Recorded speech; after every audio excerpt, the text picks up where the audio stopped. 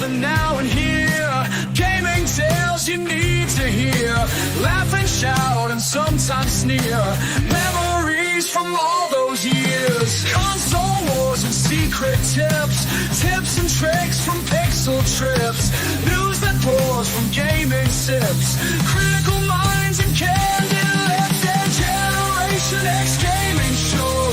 Tune in where the thoughts flow. Rant and rave with words that glow. Weekly stories make them go.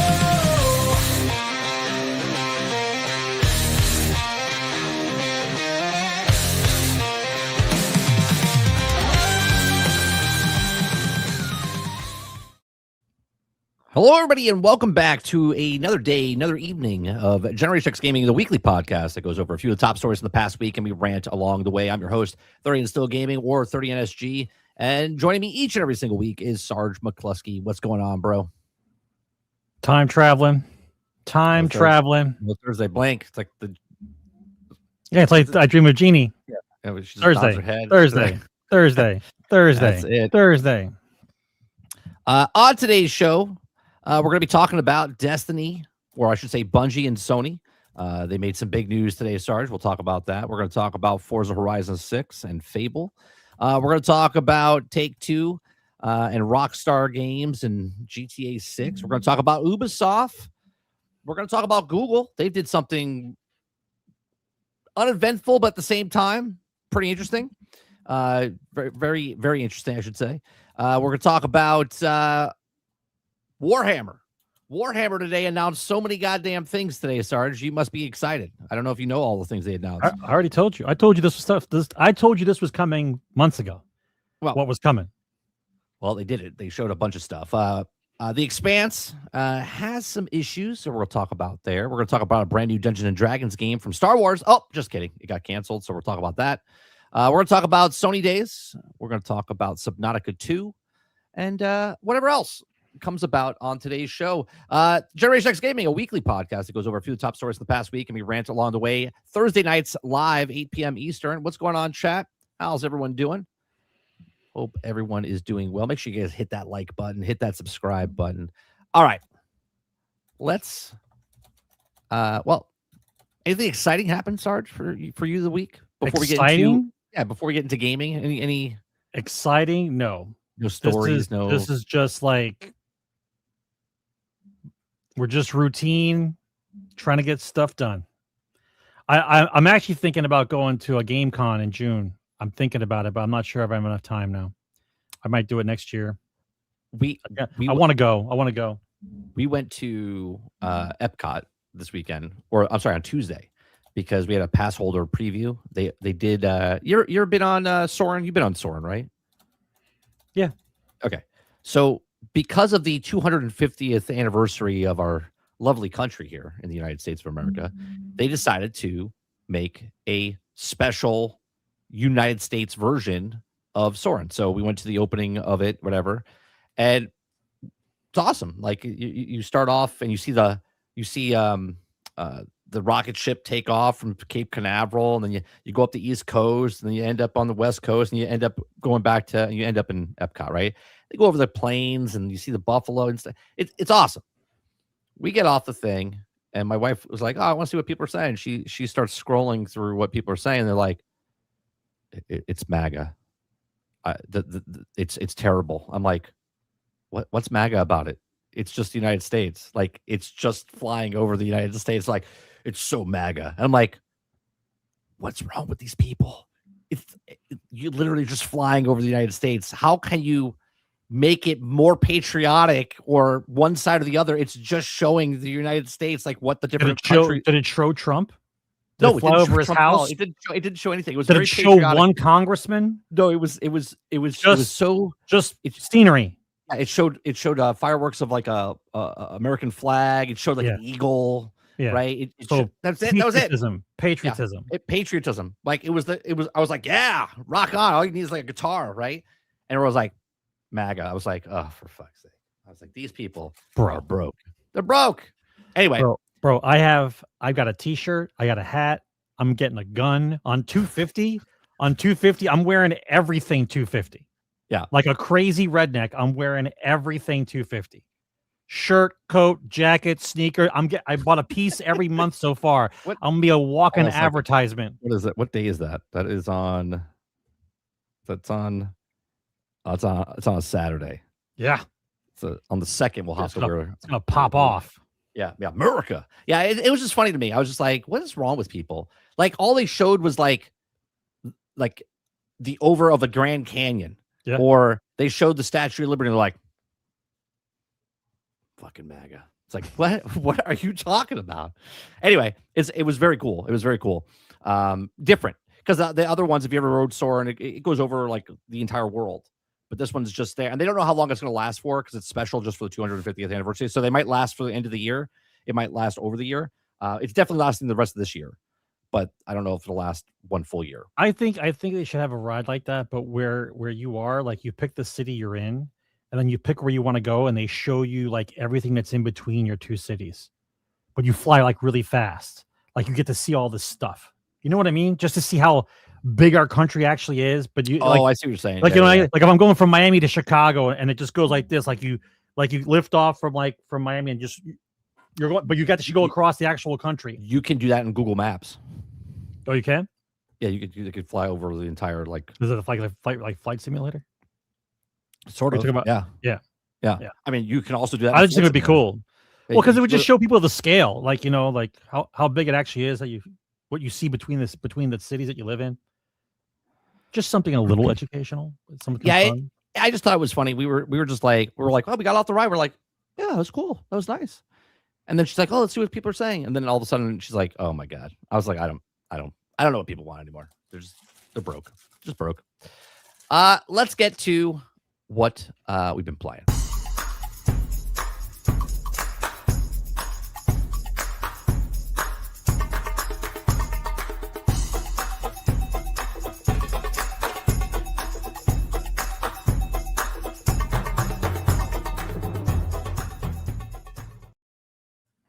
I just realized we got our I got my Mount Rushmore mug. I went there like 2 years ago. Now that's cool. You actually get to fly over. You actually get to fly over. Yeah. Tumaga, put the cup down.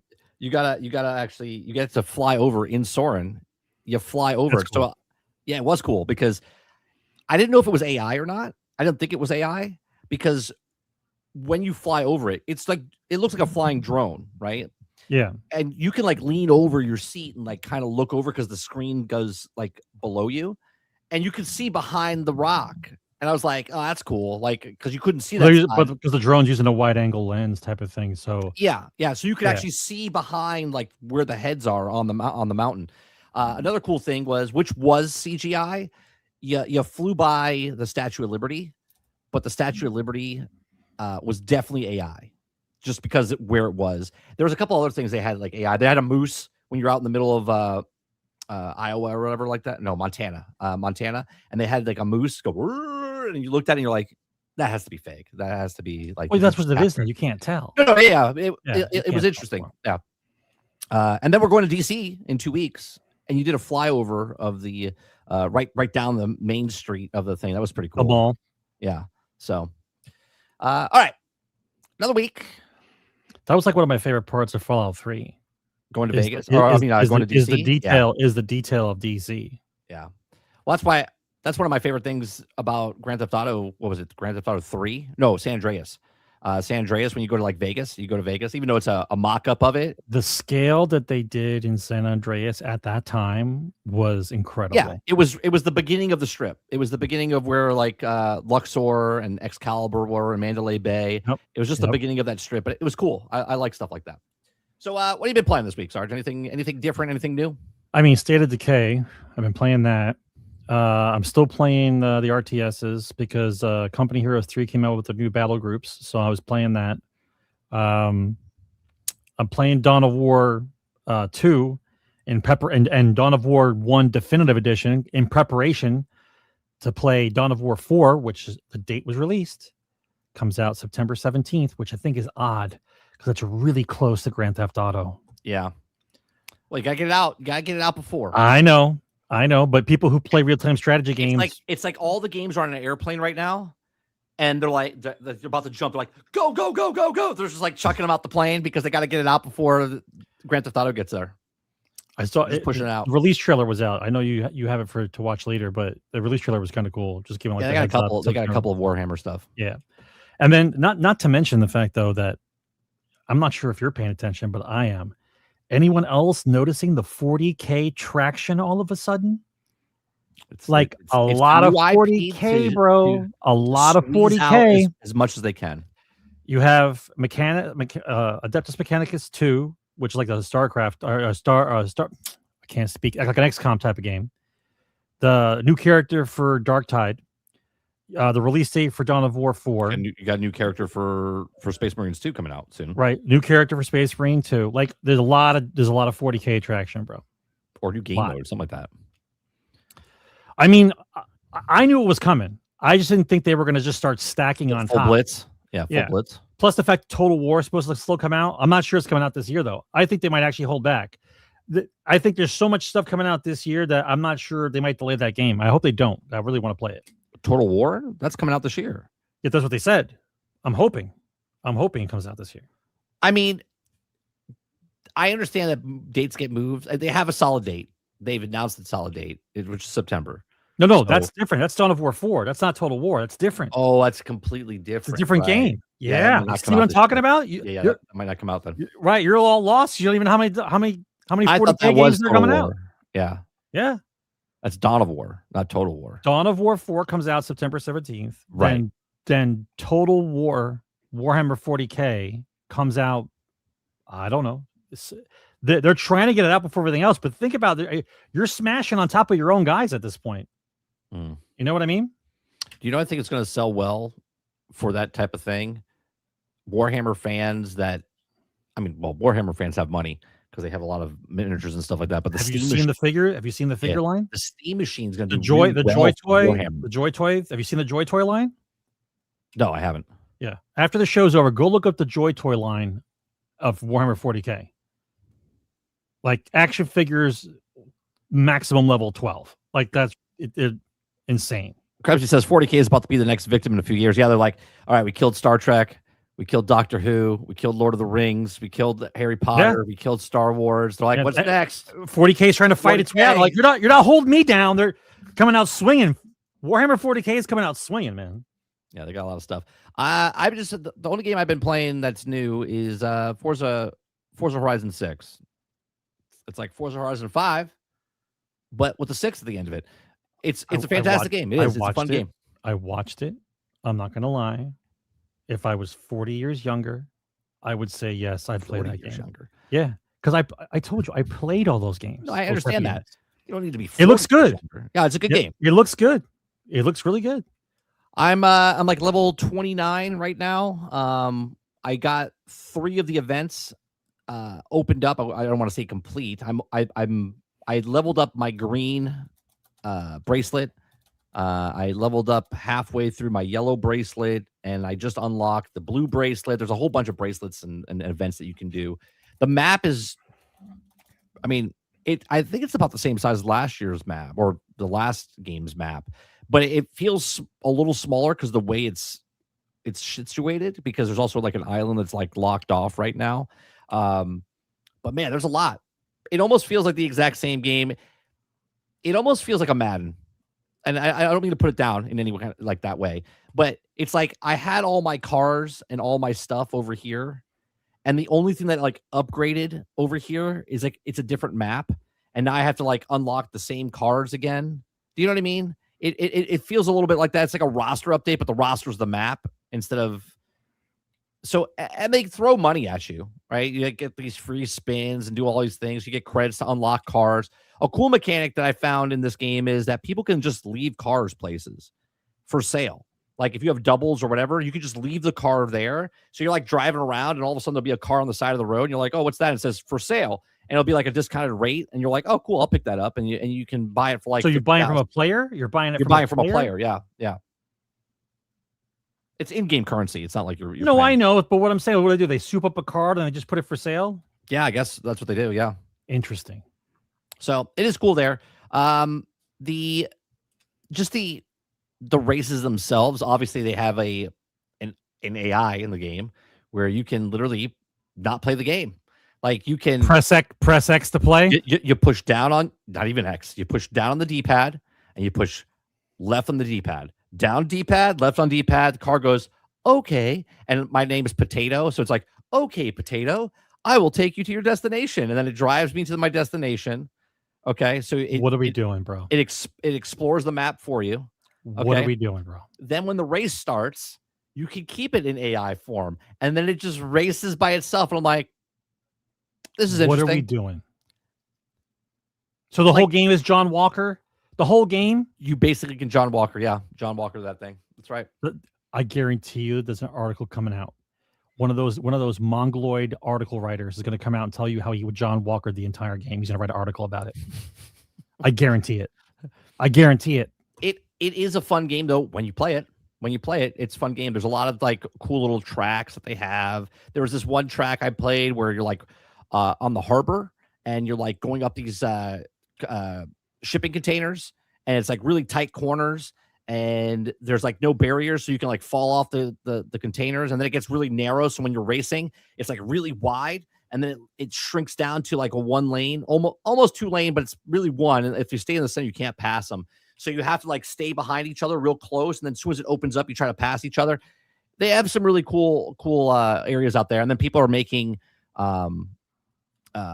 courses really fast. They have a garage system now where you can like decorate your garage and build up your some guys got like fish tanks in there. Other people look like an actual like working garage. It's cool. It's got a lot of cool little things to do.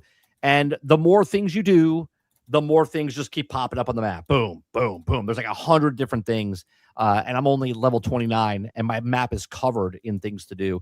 And then you can compete against your friends. You can compete against their drive-atards. Yeah, okay, Potato. Yeah, the car, bro. John Walker the whole game for real, bro. You could, yeah. I mean, it's uneventful. I mean, if you have to like, you know, you want to go to the bathroom or something, you're like, hey, you know what? Just race for me, and then you walk away. Maybe that's driver tards. Isn't that what they're called? Driver tards. That's what they're called, right? Am I saying that wrong? Driver tards.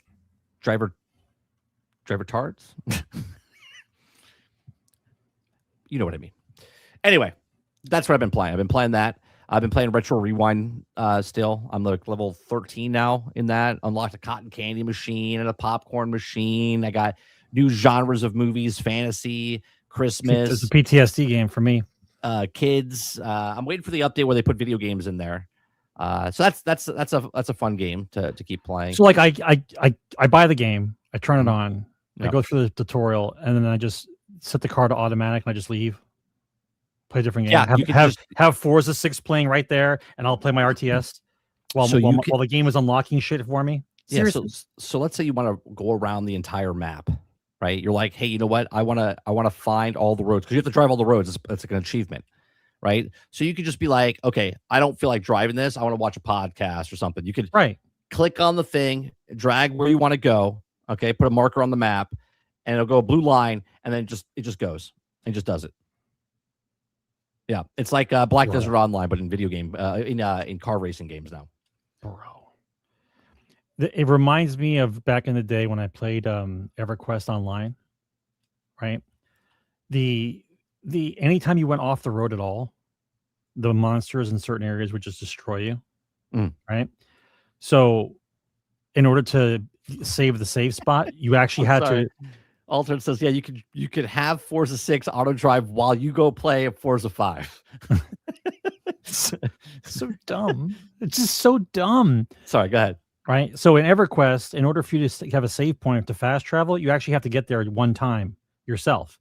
You have to find the town yourself. Right. Yeah. So we would find out like a location of where it would be, and then we would set the thing to go auto run and let the guy go. Like we would drink a bunch of speed potions, set the guy to auto run, and just point him in the direction of where the town we thought it was, and just go. And then we would do something else. Because as long as you have the speed potions on, you could outrun the monsters. Otherwise, the monsters would catch. We did that all the time. That's what it reminds me of. I never understood the people that want to play. Why are you buying? Why are you buying a game you're not playing? I don't understand what we're doing. I don't get. I mean, obviously, I tested it out, right? But I don't understand why you want to play a video game that you don't want to play. Do you know what I mean? The whole point of a car game is you start to memorize the roads and memorize the shortcuts and get better and better and get better at that. Right. So if something else is playing for you, how do you expect to get better at the game at all? You just put the better engine in the John Walker car and have it go again. Yeah, I don't understand it, because it's almost like Twitch and YouTube, right?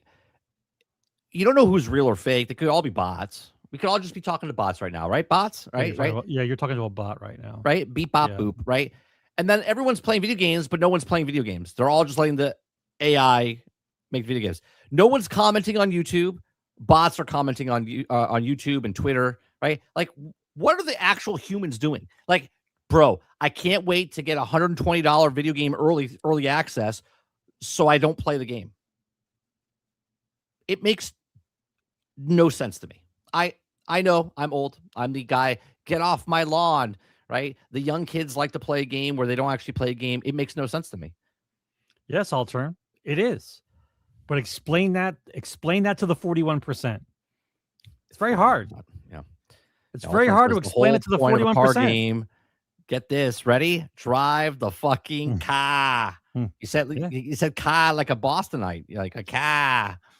I'm assuming. I know your voice. I know what your voice sounds like. You can't be a Boston guy, but this is the year of John Walker. I'll give it. You got to give it like about what, 3 months, 4 months, probably like let's go like August, September. And the article about the guy who let the AI do the entire game from him writes the article. I'll give it like 3-4 months. Well, here's the thing, right? I understand you can play the game up. Now, Mixtape is getting a lot of shit because there's 150 inputs that you can do throughout the whole game. X. That's all you have to do is hit X.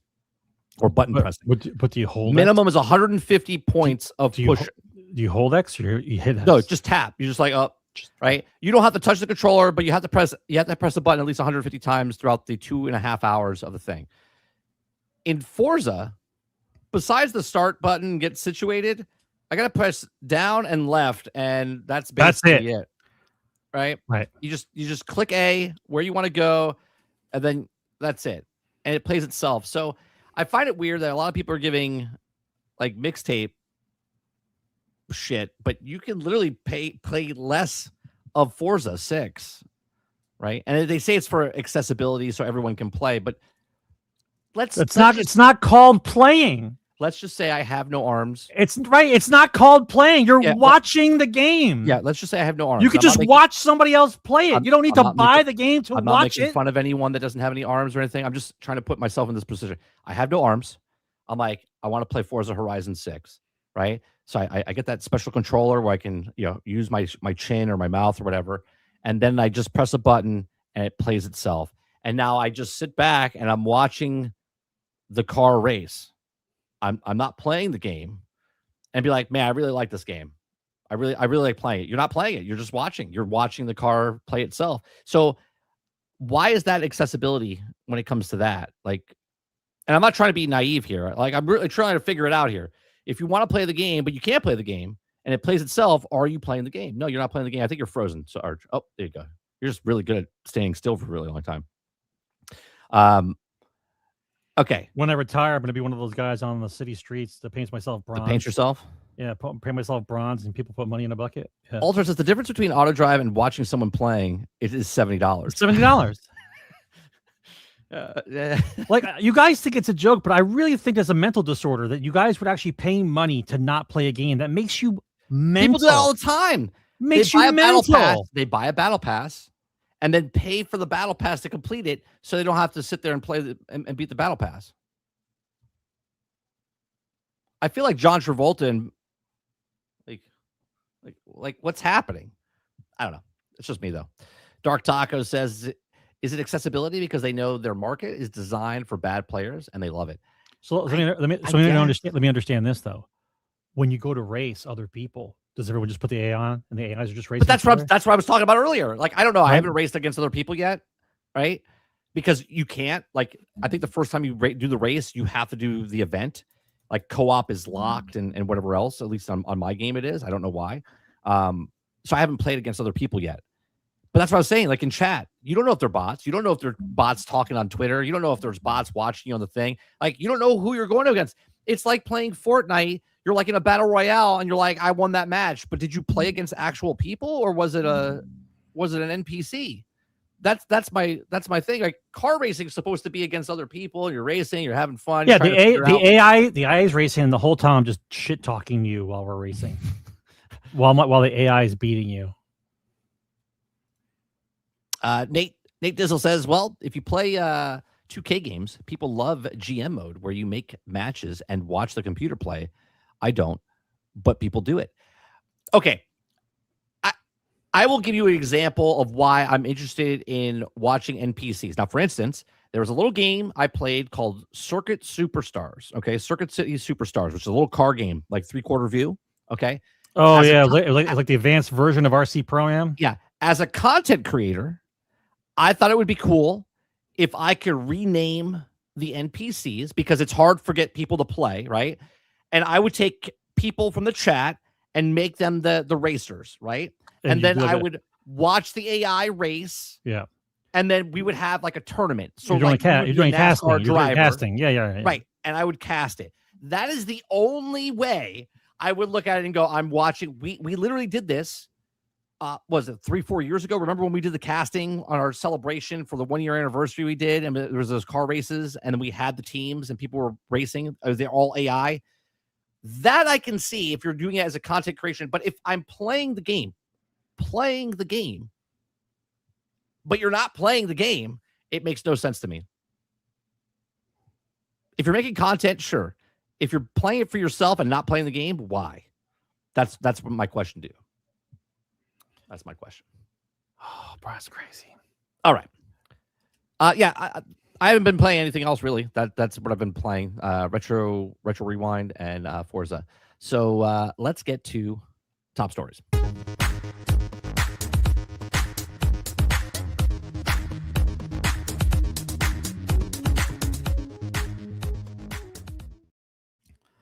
Waterbird says I raced against 32 days ago. No, you didn't race against me. It wasn't me. If I wasn't hitting every wall or falling off the course or drifting and making a complete U-turn, it wasn't me.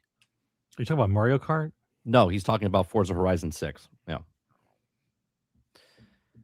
Aku says 30. Microsoft saw the types of drivers Sony had and made the AI to help them.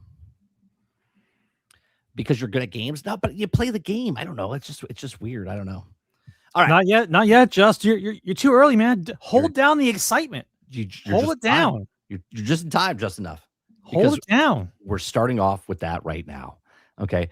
I don't know. A lot of people might not know this. We started off as a podcast talking about Destiny. Okay. We were a Destiny podcast way back when. That's how we started. Right. GXG was a podcast that I started because we had a board game company and I was like, hey, how do I get more eyes on the board game? So I started a podcast and we were playing Destiny and stuff. And I was like, all right, so the first half of the podcast of GXG was literally just talking about Destiny for the first 4 years of Destiny 1, and then a little bit into Destiny 2, and then we kind of lost interest and stuff like that because we saw what Bungie was, right? Well, we actually saw that before Destiny 2 came out. And here we are in 2026, and this came out today, Sarge, where Destiny, every ended is a new beginning, okay? Now, remember what I said back in 2014, 2015 when we talked about stuff like this, and everyone's like, this is going to be a Destiny killer. This is going to be a Destiny killer. And what did we say? And what did we say? The only thing that would kill Destiny, only kills Destiny, is Bungie itself. Is Bungie itself, right? So Destiny 2, every end is a new beginning. It says, for almost 12 years, we've had the joy and honor to explore Destiny's universe with you all. Through the ups and downs, surprises and triumphs, building Destiny alongside our players have been monumental privilege. While our love for Destiny 2 has changed, it's become clear that after the final shape, we've reached the time for our shared worlds and Destiny to live beyond Destiny 2. Okay, it's like they're trying to make it sound like Obi-Wan Kenobi got sliced down. They're going to become more powerful than you ever could imagine. Okay, as our focus turns towards a new beginning for Bungie, we begin working, incubating our next games. at the end, on June 9th, 2026, we will release the final live service content for update for Destiny 2 to begin the new journey as a studio. Through active development, maybe concluding, we will ensure that Destiny 2 remains playable just as the original Destiny is today. Not Destiny 2 the first year, because that doesn't exist. That doesn't count. All right. The final live service content, though the active development is okay. Changes that also the final update will aim to ensure Destiny 2 is welcoming place for players to return to. We're proud of Destiny 2 to replace. It took us the legacy of the created because of all of you all. And the universe is vast, built on years of shared stories, adventures, and victories. From the Cosmodrome to Paleheart to the Lawless Frontier, we have forged lifelong memories and friendships with you all. We're incredibly grateful to everyone who made the journey with us, and from the deepest part of our hearts, thank you, and we'll see you in the stars. Okay, so someone's looking at this going, "What happened? What do you mean? What happened? Did they close Marathon? Nope. They're stopped supporting Destiny 2, and that was not on my bingo card, right? Like layoffs are on my bingo card. Marathon shutting down is on my bingo card. Closing Destiny 2? Like, now we've talked just recently saying Destiny 2 should stop being Destiny 2 and it should just be Destiny moving forward. Like, they shouldn't make Destiny 3. They should just make Destiny and then whatever it is. Right. Well, while we're here, Paul Tassi also, where is it? Hold on. I have it. Paul Tassi says Bungie's staff are looking to pitch and begin development of new projects, including in the Destiny franchise, but not have been greenlit. There are also no guarantee of any of this will move forward. Is challenging market that has led companies like Sony to raise prices to cut costs. Not terribly optimistic, but this speaks out. Now, there's a lot going on in the industry, Sarge. A lot of people that were working on live service games have shifted to making single player games. I wonder if Destiny and Bungie are like, you know what? Maybe we should make Destiny games, but Destiny's single player games like the Halo universe was, right? And maybe they go around that direction instead of the live service aspect, right? What do you think? Do you think they're going to think about that? Yeah, but you understand now that they're not able to do what they want because they're under Sony. So how do you, as a company that did what you did and have done what you've done, pitch anything to Sony that makes them money? How do you pitch it? Yeah. How do you pitch it? As of right now, my timetable seems real good. My time, there's layoffs. There's real good. There's layoffs happening because here I'll bring this up. This is from Jason Schreier. This happened right before at 7:13 p.m. Jason Schreier says that Bungie plans layoffs after ending Destiny 2's development. Well, no shit. I mean, no shit. Right. So Sony's Group Corp Bungie unit is planning a significant number of layoffs in the ends of development in the long-running online shooter game Destiny 2, according to people familiar with the studio's plans. Now, the company doesn't have a new project lined up for Destiny 2 development team after the game comes to an end next month. According to the people who asked to not be identified because they weren't authorized to speak to the press, Bungie doesn't plan to immediately enter production of Destiny 3. They said the number of jobs cuts was not known. Because you have to sell it. You have to sell Sony that you think that the Destiny franchise has legs enough to continue on. In the middle of showing Sony that nothing but decreasing player count in Destiny and decreasing player count in Marathon, how am I supposed to sell you Destiny again? Well, you and I know Water said, 3 months. Marathon was done. It's coming. I said Marathon would last to the end of the year. Now, obviously, I think I'm more in the correct because I don't think they would close Marathon down and Destiny 2 because then what the fuck are they doing? Right? I don't know. Right? What are they doing? So Marathon's what are the 100,000 square foot studio and the 800 people doing? 180,000 square foot studio. Yeah. I mean, obviously, they're going to let go, maybe 100, 200 people? Right? They're going to move the rest over to I'm saying incubation type of pitching games, and the rest of them are going to go over to Marathon. I want this to happen organically. I don't want to influence it with my psychic powers. June is around the corner. We knew the layoffs were happening in June. We will see after the stock option thing happens and the clause for the viability happens, and the meeting that has to happen for second quarter numbers, like everything's going to happen in June. I'm waiting, bro, with bated breath and my new popcorn tote. I'm going to make popcorn. I'm going to eat popcorn and watch. Right? It's around the corner. It's crazy though. I don't think anything, like I said earlier, I don't think this is on anyone's bingo card that Destiny 2 was shutting down. Do you think, Sarge, do you think that maybe this is Sony's plan, right? See what's happening to Star Wars right now, right? Mando and Grogu's in theaters right now, and no one gives a shit about Star Wars, right? Destiny has been around for 12 years, okay? The numbers are diminishing and diminishing, at least on Steam. And I think people just stopped caring about what's going on with Destiny because Bungie just kept kicking the can down the road, right? They just kept going, oh, we'll fix it, kick. They kicked it down. They're like, oh, we're going to do DLC, kick. And they just kept moving it and pushing it. Paul Tassi, I watched one of his videos right before I went live, okay? And he was talking about how, this is his words, not verbatim, but he said, I knew this was coming, but I didn't want to say it myself. I wanted them to say it, right? Which I get, right? But at the same time, he also said that they're moving. He reported this a couple months ago or a couple weeks ago when he said that Marathon has now got more staff than Bungie does, right? So are they letting Destiny kind of like die down, even though it's still active? You can still play it after this. It's just they're not supporting it after June 9th. There's no new stuff coming out after June 9th.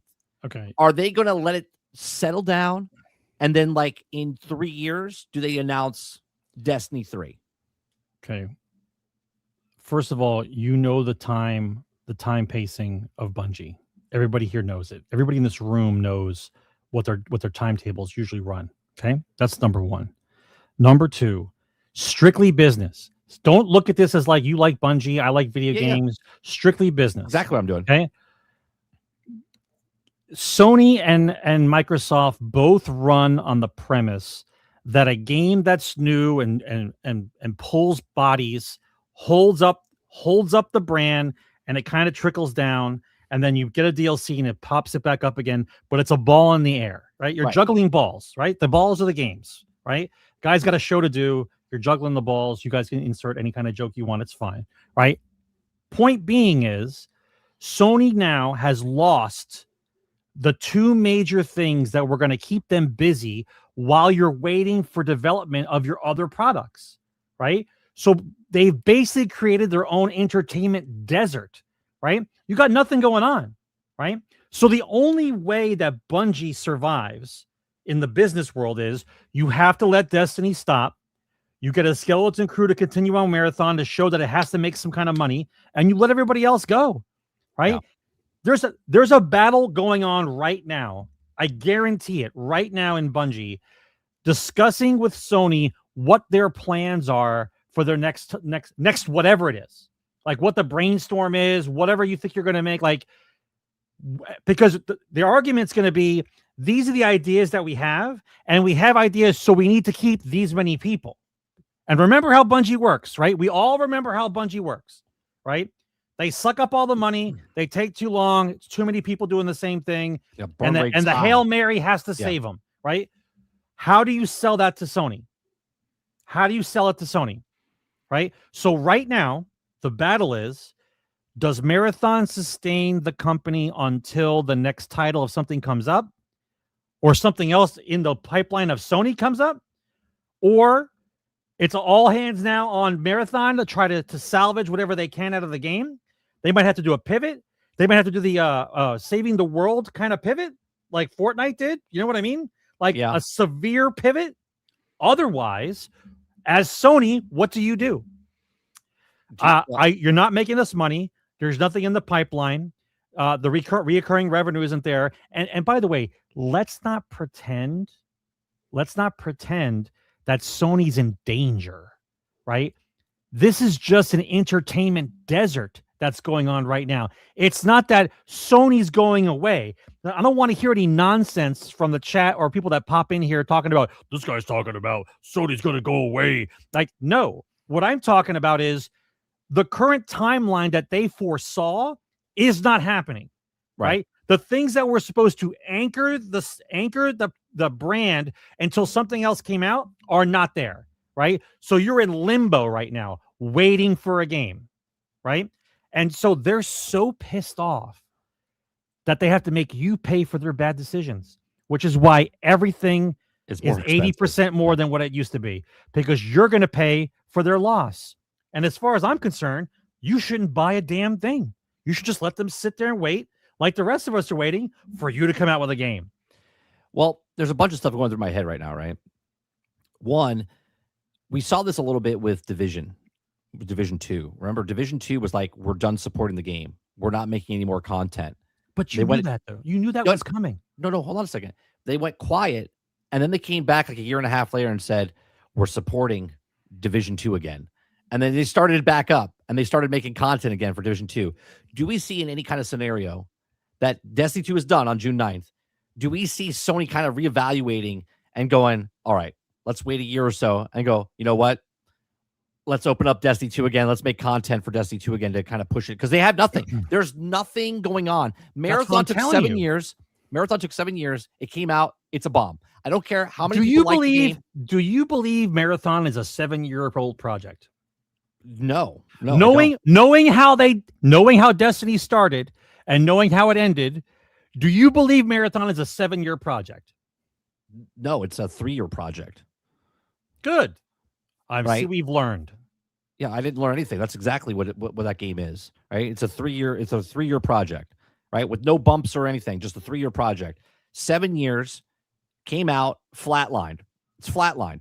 Okay, it's not doing well. Didn't make anywhere close to 1.5 million copies sold, let alone 7 million copies that people thought. Right? These people are drinking Kool-Aid. I don't even know what flavor. Okay, like nothing's happening with Marathon now. PVE, they're adding PVE in the next season, which happens to be the end of Destiny. Hear me out here. Weird, right? They're stopping Destiny, even though Destiny is still there. You can still play it, but Marathon's adding a experimental PVE into Marathon. Now, all of a sudden, all these player base that were still playing Destiny are like, well, I don't want to play anymore. They're not supporting it. It's done. Oh, Marathon? PvE? Marathon's there. Okay, let me see what's happening over there. They'll get a bump. They'll get a bump. Right.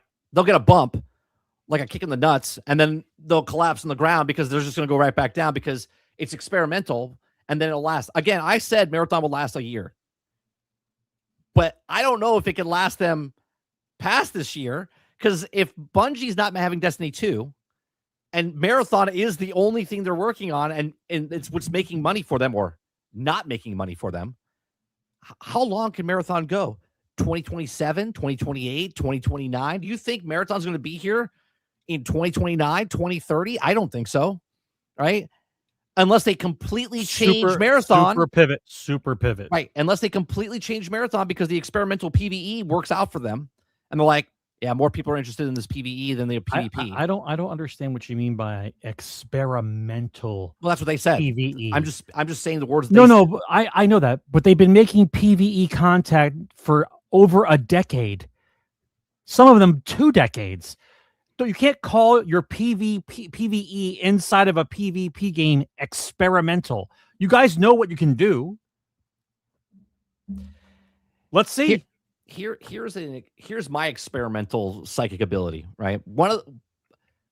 Maybe is what I said earlier, is instead of making Destiny into a live service game, they make it more like a Halo game where it's single player, maybe co-op, where you can play through the campaign with somebody, right? And maybe they tell a story of Cade 6, or maybe they tell a story of Zavala, right? Maybe they tell of Ikora, right? Maybe they do but listen to me.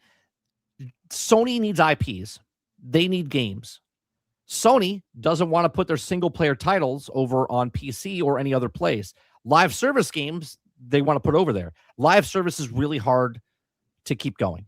So what about if the pivot for Sony is to take the Bungie IP of Destiny and start making multiple single player games that are exclusive to PlayStation moving forward, to PlayStation 5 and also to PlayStation 6? No.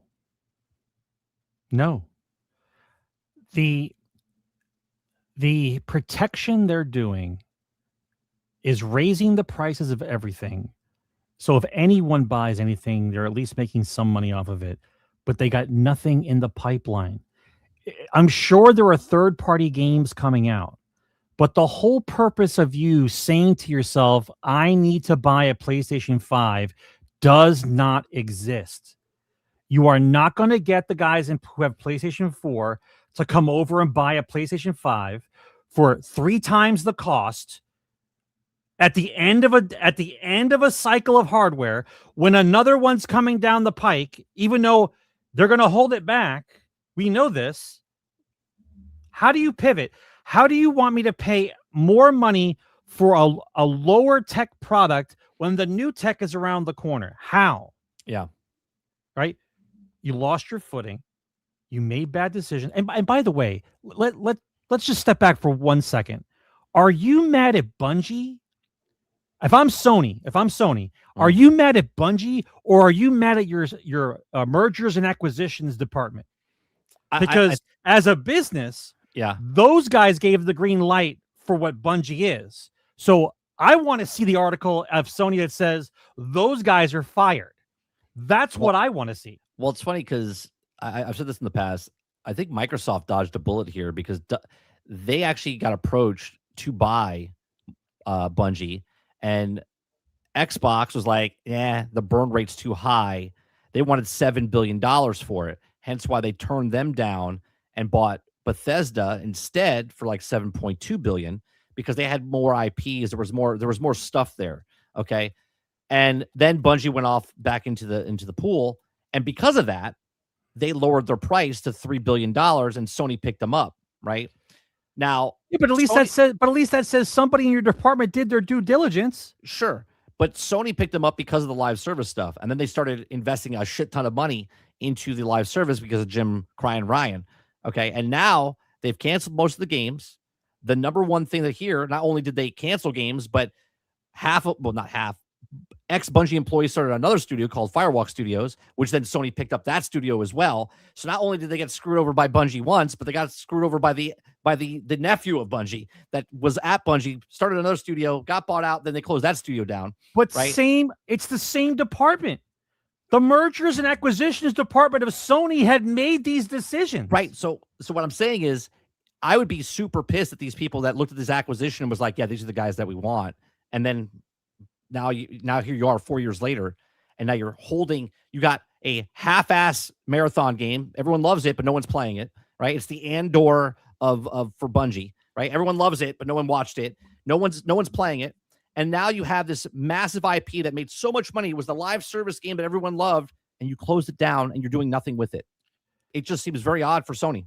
Okay, but put yourself in the shoes of someone who doesn't understand video games, because that's what a lot of these guys are, right? They didn't know. Then something good happened. Some kind of IPs happened, and they made a lot of money. And they were like, oh, this is fun. We can make video games, release titles, and we can make some money. Great.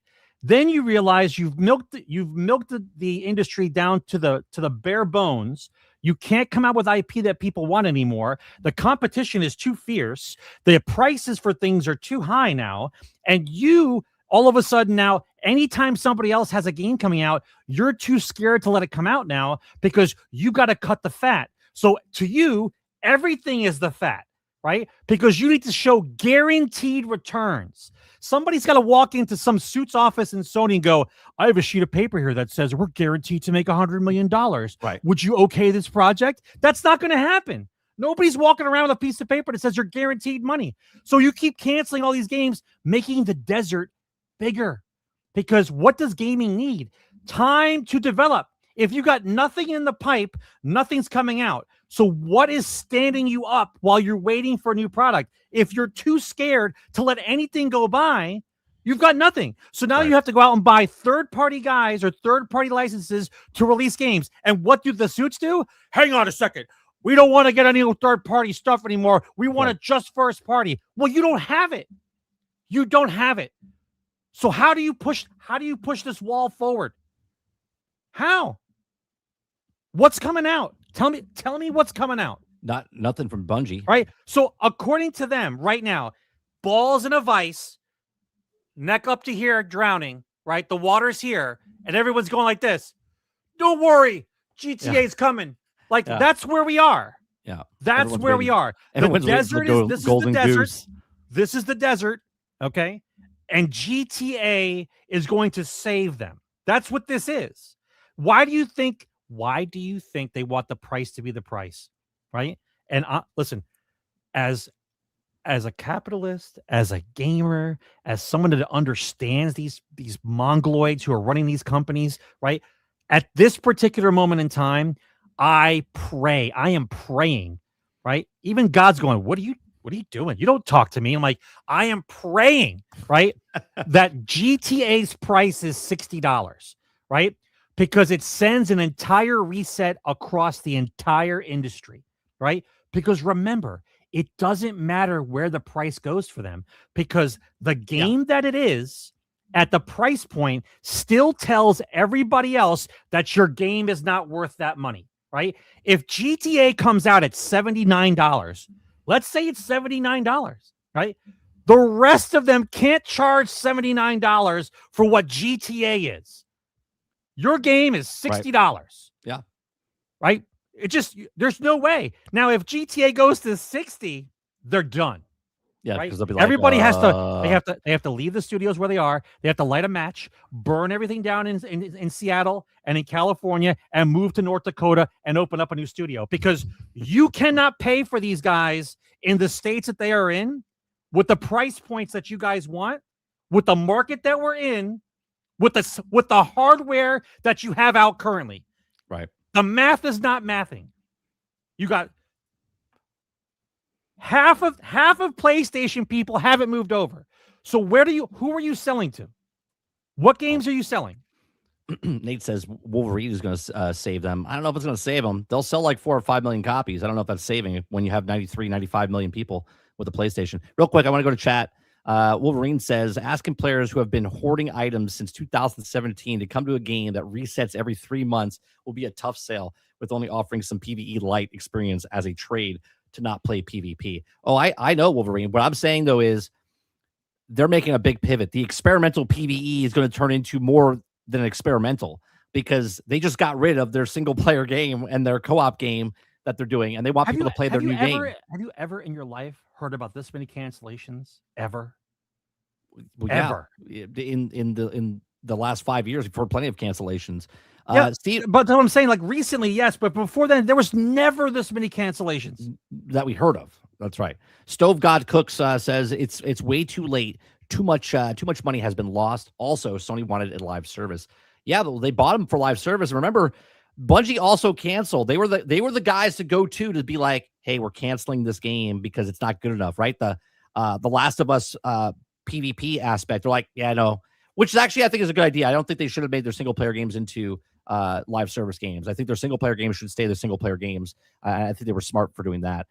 Captain Thrust says, I will die on a hill of Destiny 2 should have ended after Final Shape. We would have probably had Destiny 3 next year or the year after. I can see what you're saying, right? I can see that, because if it was supposed to end at year 10, not year 12, they said it over and over again. They would have already had at least 2 years prior to knowing the end was coming with Destiny 2, and then they could have, pivoted. Captain Thrust, to be honest, the DLCs that they came out afterwards technically could have been Destiny 3 already, and then they were just like, yeah, it's not working. And they just canceled it now, or just stopped. They said, yeah, we just can't keep up with it. It's too much, and we don't have the staff that we used to. Remember, they used to have over 1,000 people. Now they're lower than that, 800. Too much. It was always too much. They never had enough people. Every time you heard about what they were doing, they always said, we just didn't have enough time or people to work on it. You've got 800 people. What kind of patchwork engine are you guys working with that even at 1,000 people and you hired 3 studios, you guys can't figure out what to do? Now you have less people and you're trying to do the same kind of project. It's not going to work. Yeah. It's not going to work. Yeah, I don't know. All right. Well, so Destiny is having problems right now. And Bungie's having problems right now. You know who else is having problems, Sarge? Xbox. Ubisoft. Oh, I'll give it. Ubisoft. Zero F's giving. Well, Ubisoft posts a record $1.3 billion loss. Okay, or not dollar. Was that pounds? pins comeback to 0. stricter quality bar and generative AI NPCs and tools. Okay. It says Ubisoft reported its quarter 4 2026, a full fiscal year of 2025 to 2026 results yesterday, reflecting a major company-wide reset. Netbook, another reset, by the way, because they already had another reset. They already had a reset before last year. We're down 17. They're Magical 4 Studios, remember? Yeah. 17% year on year to 1.525 billion as a publisher narrowed its portfolio, cut costs, and prepared for much lighter fiscal year of 2026-2027 release slate. The company also confirmed that the free cash flow outlook remains weak in the near term, with the fiscal year 2026 to 2027 expect to be a low point before it rebound later in the cycle. Now, the company also reported a rebound. You're at $1. An You're under IFRS $1 operating loss of $1.3 billion for the year, with chief financial officer said the earnings call was a record. However, also outlined the company's plan to turn around the problems of the last few years, elevating quality standards and leveraging AI to improve the game experiences and game development efficiency. That's not their problem. Their problem is the people not shutting up about stuff. The problem is bending the knee and sending a message, right? That's the problem. That's why your game. What happened? I thought Shadows was the greatest selling Assassin's Creed game of all time, right? Didn't they say like it was so good, it was doing so well, and yet here we are. $1. Their stock price is at $1.03, bro. Oh, you should buy some. $1.03. In the short term, I thought about it, but I have to go with my moral code, which is I don't like Ubisoft. Skull and Bones. The company that it is right now, I don't like. They don't want to pivot. They don't want to move. They just want to do the same thing. It was announced to the stockholders.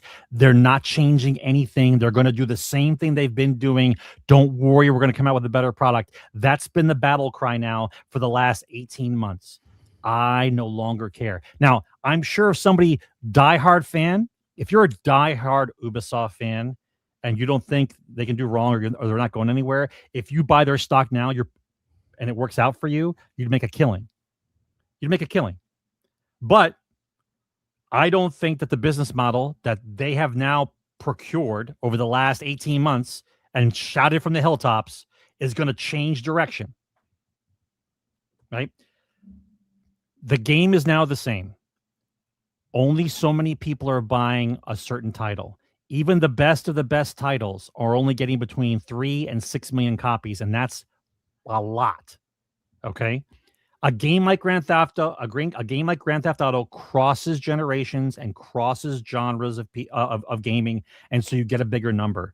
Right. But the games that they want to sustain them with the live service or whatever else, their egos are in the way. They have yet to say to themselves, we want to make a game that people want to play. That's it. I want to play it. I'm going to buy it. I'm going to play it. I'm going to finish it or not finish it. I'm going to move on to the next game. They refuse to allow that to happen. They don't want to do that. They have to have live service. It's the only way out. They're mortgaged to the hilts, and they have to have the live service game reoccurring money, right? To me, the only reason why Ubisoft is not completely dissolved right now is because they have mobile revenue as a safety net in the back. Because if you didn't have that money, if you didn't have that mobile money, the company would be already gone, right? And so to me, when you're using Peter to pay Paul, you're not understanding the actual issues inside the company, because it's masked by the fact that the revenue is still there in the mobile market, right? So when you're looking at the spreadsheet, it looks horrible console-wise, but on the mobile side, because we're not putting them together, a lot of us in this room don't put them together. You guys have to go and look who owns what and where they are in the mobile market and see what the revenue is there. Because in the old days, when your company didn't do well, you're done. And we have another company form up someplace else. Now, the company doesn't do well, is a cancer, and destroys studios repeatedly over the years, breaks them, makes them, breaks them, makes them, and they don't dissolve. They just keep breaking and making new studios. And the people who work under these conditions are burnt out, man. They're burnt, right? And the mobile market keeps them afloat. It's so it's gotten so intertwined now that we don't even care that some poor guy had to move 4 times and his family had to move 4 times because he couldn't find work, because every studio he worked for was dissolved in 2 years because dissolving and moving. Right, because something else got canceled, right? Then and the worst part about it is, and then they use those PowerPoints, those points that things are expensive, too much competition, have to raise hardware. They give you the list. They're setting it up, right? They're setting up the list because then they can say, well, it's just easier to use AI, right? If we use AI, everything will be better. Everything will be cheaper. We can sell games at cheaper price, and the speech will start all over again. We'll fire more people. We'll have less people. AI fills the gaps. We lower costs, and we can pass the savings on to you. That's the setup. That's the setup. They're trying to convince you that they've been making games for 20 years, and all of a sudden, things are just so out of control, we can't make games anymore. I can't sell 3 million copies anymore. It's impossible. It's unheard of, unless we get AI, or unless I fire somewhere. Like, that's the setup. Mark my words. That's the setup. Well, from Ubisoft to another company of Activision, Blizzard, the sky's blue, water's wet. Okay. The next story we got is that Marvel Rivals scared us a bit. And Overwatch boss said the explosive success of another hero shooter prompted Blizzard to take risks. And it says the rival hero shooter helped inspire the team to move at much faster pace. What? You don't say. No. Say it ain't so. What you're doing right there is the meme from like Willy Wonka. He's like, yeah. He's like, really? You don't say. Like, you mean when there's competition, you guys get the shit out of your pants and actually do something? You mean that?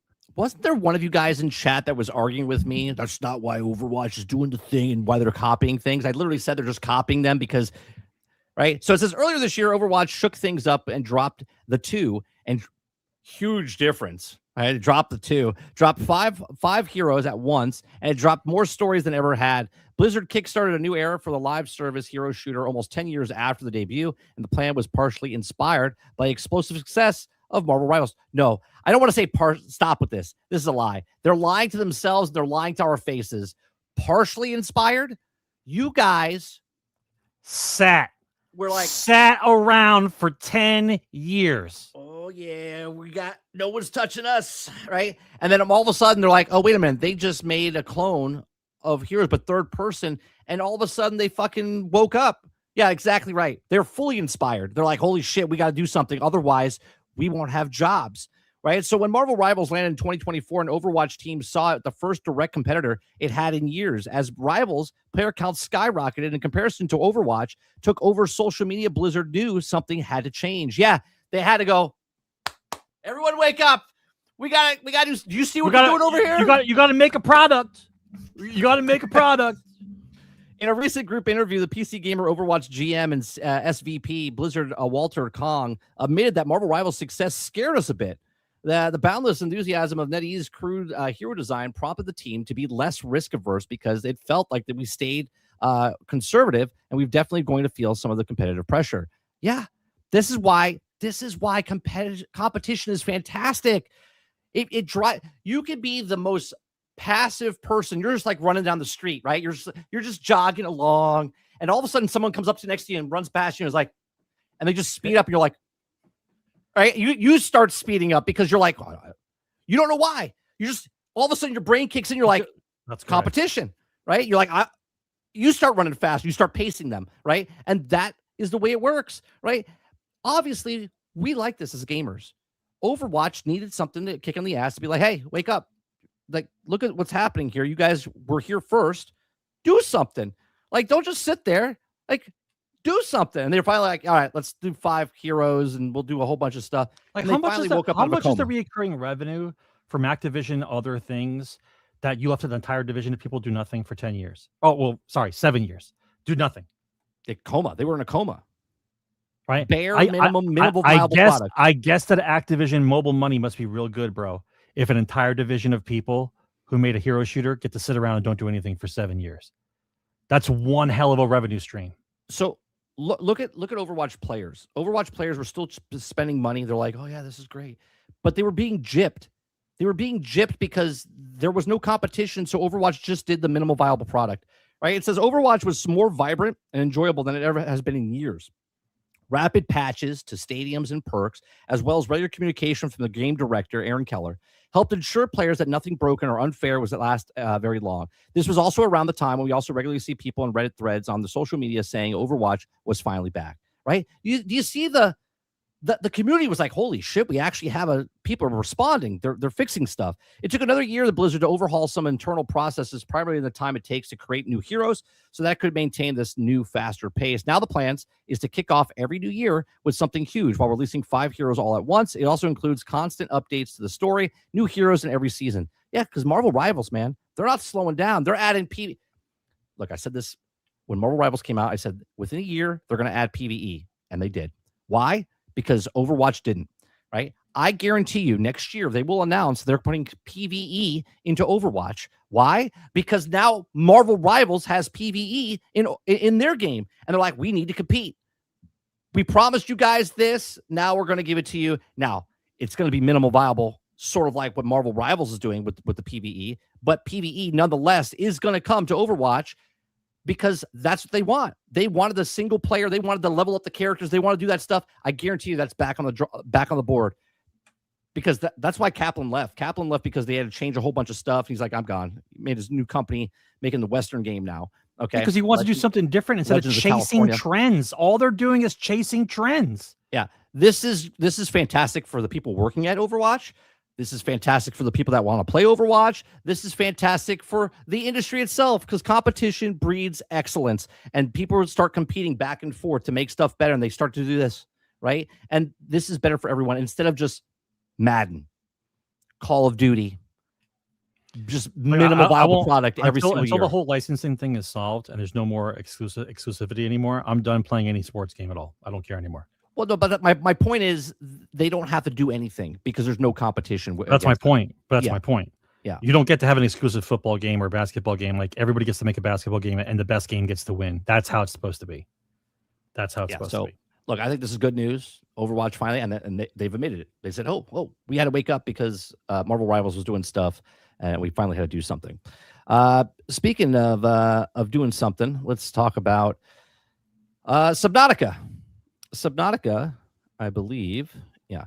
Subnautica is a brand new game. Came out in early access. Okay. The Subnautica is reportedly brought in an estimated $100 million with over 4 million copies sold in less than a week.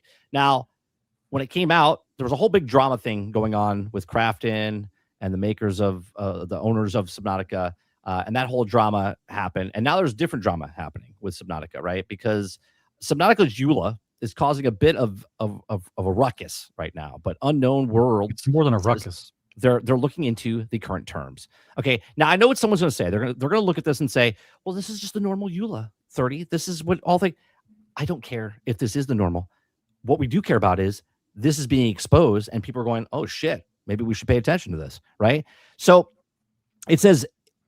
It wouldn't be Subnautica 2 if there wasn't a little bit more controversy to be found. This is what this time it comes from the game's EULA, which is roughly collided by the post over at the Stop Killing Games subreddit. Includes some of the stipulations that certainly sound a bit sketchy at the face of it, though others also sound like illegal team members playing overly safe. It says, for example, the EULA says that you're not allowed to use the IP proxy, okay, or other methods to distinguish the location of your use or the device, meaning you can't use a VPN while playing the game. This will surely be worrying for digital cautious of out there. Also, given that this is also an online game where access can be presumably be revoked based on your IP address. It says, I imagine this is why the rule is in place. You can also can't engage in any acts of prohibited by applicable laws and generally unacceptable by social norms. But whose norms are we talking about? It says there's also a section that goes on into ownership, explaining that the usual thing or how you don't actually own the game or anything in it.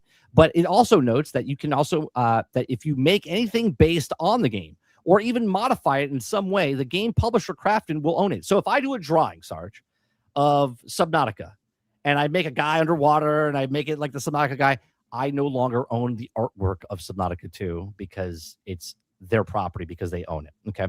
Now, or if you modify the stuff itself in the game, this could also briefly include fan works of like art and like gross, obviously, but it's also quite common that things they can find in sort of agreements, and one I'm not sure will be changed. Now, perhaps the most eyebrow-raising point of arbitration on the individual basis means that you will not have, and you will hereby waive the right for a judge or jury to decide your claims. Okay, the whole thing is coded in the legal language. Okay, and fluent, but it also seems like this one might just be a too scare tactic. Okay, so there's just way more stuff. There's 55 pages of this, and someone will be like, "Well, that's the normal size of it."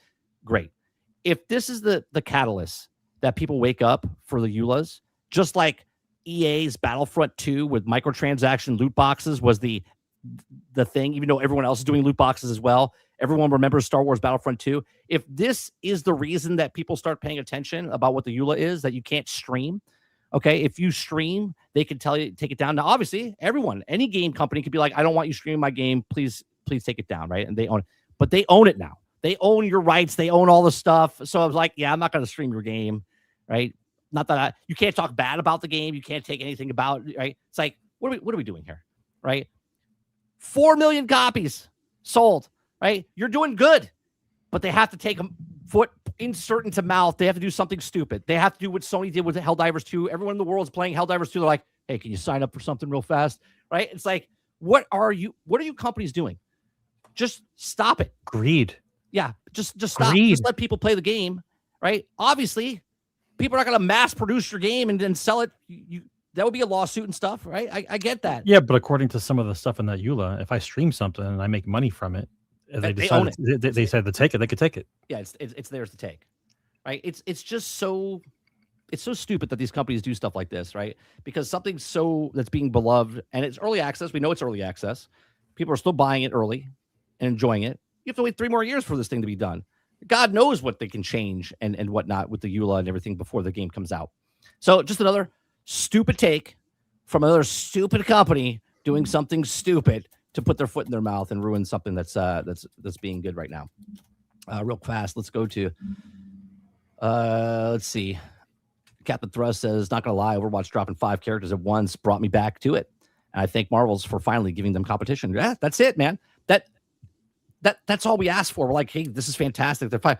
Do you think they would have dropped 5? They were dropping like 1 every quarter, right? They're like, we don't need to do anything. Marvel's like, we did 4 and we're doing 1 a month. We got 12 characters. Like, oh, we got to do something. Let's do 5 characters.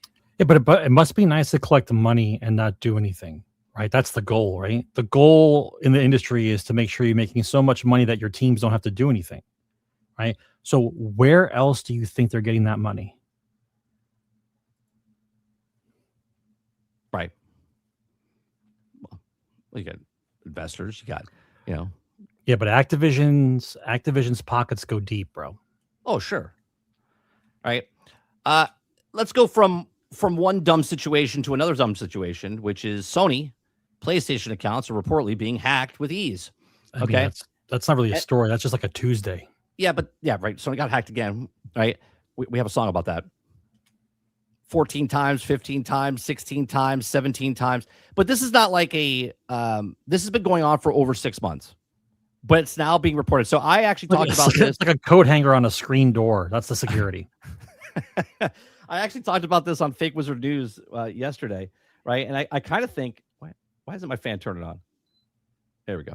I actually talked about this saying, because they did it to a high-profile person in the PlayStation world. Okay, Colin Marinardi, which is he's a you could call him a shill, you can call him a spokesperson. He loves PlayStation, right? He's high up there. A lot of people know who he is. Someone reached out to him and said, "Hey, someone's going to hack your account." So he responded and said, "Okay, cool. I have two-factor authorization. I just blah blah blah blah." And then a couple days later, his account got hacked. Okay. Now, when he got hacked, obviously because he knows people at PlayStation, he got his stuff back quite fast, just a couple of maybe day or so. Okay. Where if it happens to somebody else, it takes like weeks to get this happen, right? So reports are flooding in that PlayStation users are allegedly having a PSN account hacked, and a workaround for this is worryingly easy. which could be something that Sony needs to address immediately. A flood of Sony PlayStation news has hit a headline as of late. PlayStation is exploring reveal older IPs and PlayStation Plus prices increasing. But these points, both good and bad. In pale comparison to the PSN account being compromised in any minute, right? So awareness of this issue first came up light to Colin Morinari, self-proclaimed the godfather of PlayStation podcast, posted on X about a message exchange he had. He said former IGN editor and founding Kind of Funny member Moriarty was given the eye-opening message from a user who was also hacked, saying, Colin, I'm just warning you, they have your information and you're going to try to take your account today. Now, it makes me wonder if this guy that but then you know the hackers. Right. But then you know the hackers. How do you know you're going to get hacked unless you know the hackers? Right? He is the hacker. It says this came to fruition by Moriarty's account was hacked, right? So he has the account and he says, Colin, I'm just warning you that you have information that you're going to try to take your account today, meaning he knows the people, obviously, or has connections with them. He says, thanks for the heads up. I actually changed my password recently and have a two-factor authorization, so there's literally nothing else for me to do. Is what is also as shitty as it can be. Hopefully nothing comes of it. But then it did, right? So while this is happening, right, it says all they need is only your PSN ID and one piece of an old transaction data or needed by the hacker. Okay, the hacker then contacts Sony support and provides the information as proof of ownership. Sony's then support system then bypasses the standard protocols and lets the hacker change the email address linked to the account. This is also disables two-factor authorization. Right. There are other examples of this, but Moriarty is likely considered a more high-profile target, and it probably doesn't help that he has his PSN ID and his X bio. Now, I said this on Fake Wizard News the other day. I said, what if that this has been going on for so long that the hackers are hacking because they wanted to get fixed? You know what I'm saying? So they pinpointed the high-profile people, content creators, someone that can get it out there, basically, make news stories of it. So PlayStation actually does something. Now, I don't know if that's true. That's just my theory, right? Because this has been going on longer than 6 months, almost a year that this is happening. And this is the first time anyone's really hearing about it in the masses, right? So I wonder if they're like, you know what? Let's hit someone high to get this going, get the ball rolling. So then everyone knows that this is a possibility. And Sony needs that. What boggles my mind is a company like Sony being so easily hacked. Okay. Now I did watch a podcast, I want to say sometime last year, and I forget the gentleman I watched, but he's a hacker, right? And he says it doesn't really matter what you do with two-factor authorization, or if he says if you're online and the hackers want your stuff, they're going to get your stuff, because he says the security for most of these companies is so underwhelming. Okay. And they don't care because they're just racking in the money. Right. That's my point. So that's my point. It makes you wonder that the people, the customers are like, you know what? Reoccurring revenue for MVP status is the biggest cancer in this industry currently. Giving companies money on a monthly basis for doing absolutely nothing gives them a safety net for them to do whatever they want. Right. They got all your information. They can sell that information to whoever they want. Right. And they're like, oh yeah, it's so secure. I think VPNs are of bullshit as well, because VPNs are needed for some people because they can't get things in certain countries. No, but I understand that. Then also the ones that say, hey, we'll protect your information. Yeah, sure. Because now I have to pay you to give me, because I think they're all in cahoots. I'll be honest with you. But if you read into the VPN thing, though, the purpose of it is to shine a light on the fact that sure we're global now. It's not like Russia is completely different from us because you hate them or something. It's like we're on a global level. So if something is delivered to a country via digital, it shouldn't matter where you are. It should just matter that you're online. Right. But they're adjusting wherever else. Right. But they want to adjust prices locally, not globally. So if somebody charges you less money for the same product in a different country, I just use a VPN and say I'm from there to get it at a cheaper price. Well, maybe if you guys would just get together and stop hacking everything and trying to steal from everybody, you would have competition. But they're trying to compete with the people in their own country, right? So it's bad for them, right? Because if I can use a VPN, it says I'm Russian and I'm buying a game for $12, where the game in America costs $60, I'm going to use the VPN. You know what I mean? No, Because I totally the understand market over there, $12 is in relative cost to what they have, right? That's why the price is what it is, right? This is why I get mad when you hear all these people want to be globalists. Like, you can't have all the economies mixed because we're not on the same level. Right. We're just not. But having a VPN gives people discounts. If you're vigilant, if I go online and just start looking for stuff to want to buy, if I find something here I like, I just change my VPN and see what the item is somewhere else. Yeah. And if I do the transaction between the two countries' monies and I find out it's cheaper, then I'm going to do it. Why wouldn't you do it? So I also think this is a thing because Sony obviously that has the biometric stuff, and they have two-factor authorization, but they have another where if they're still getting hacked, well, now if we get a facial scan or now we get a fingerprint scan, where it's three-factor authorization, it's much more secure now. You know what I mean? Like this is another step towards one more step. Oh, it's just this. We'll just keep for security. It's we'll just for protect security this time. Before we get to the next story, let's go to Super Chat. Aku for $5. Thank you very much. Says the hack has been away since PlayStation Network started. You don't hate Sony enough to defend them too much. Your information is available to everyone on PSN. Yeah. All right. Thank you very much. Appreciate it. Do I have let's see, media. Do I have a clap? Do we have a cheer? Let me see. How many times? See, but everybody keeps forgetting from the last time they got hacked, right? Like you keep forgetting they got hacked again. Did you forget they got hacked? Like I didn't forget. I got a tally mark over here on the side. How many times Sony got hacked in the last? I have a song about it. All right, Sony got hacked again. It's a real song. Go watch it or listen to it on iTunes, Spotify, and all the other places. So Pokemon, Sarge. Pokemon Company considered a government ID check to combat trading card scalping in Japan. Because this is what needs to happen, right? People are just buying cards, but because of scalpers, right, they need to now do a ID check for company or combat trading card, right? So Pokemon Company announced today that it's considering introducing a ID verification system in Japan to tackle scalping and cheating related to Pokemon trading card game products and events. The system will utilize Japan's My Number card for government-issued social security card to buy fucking cards, okay? As spotted by Automation, Pokemon Company issued an official heads up to Pokemon TGC fans in Japan from August 2026 this year. Access to certain services will require an ID card scan to effort to provide all customers with fair opportunity to safely and securely enjoy our services. I'm trying to understand something though. Yeah. What's the ID for? I walk into a store and I buy a cards. What's the problem? What do you need the ID for? What do you mean I need ID? Because now they Why do you need ID track for of the you card? that you bought 5 packs of Pokemon. But who cares?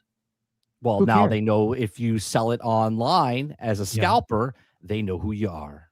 But I can sell it in the free market. If I get a card, I sell it for whatever I want. I can sell it for whatever I want. Listen, we have people. I'm sorry, not in Japan. We have people walking into stores with micro scales and weighing packs of cards so they know which packs have the foil cards in them. Okay. That's the level that we're at. Okay. Magic nerds got nothing on the Pokemon nerds. Okay. None. Right. Micro scales, they walk in, they go like this, they get a pack of cards and they're going like this and they're weighing them. And as soon as the weight's off by a micron, they're like, that's the card pack they're going to fucking buy. Like, who cares if you buy them and then sell them online? I agree with you. Who cares? What does that have to do with checking my ID for? Well, I'm not buying alcohol. You need a plastic photo ID with the individual's 12-digit social security. You need a social security number. Okay, and residents of Japan can obtain its typical use of ID when accessing government services doubled as health insurance card. This is going way too far. This is going way too far. You're going to see card sales in Japan like crater. You're like, I don't want to show my card ID sales crater because they make too many goddamn cards. Right? You're only supposed to make a run of cards, and that's supposed to be it. That's what makes it rare, right? Real quick, $2 super chat says, I can't believe 007 is 4 days away. It looks good. Here's hoping.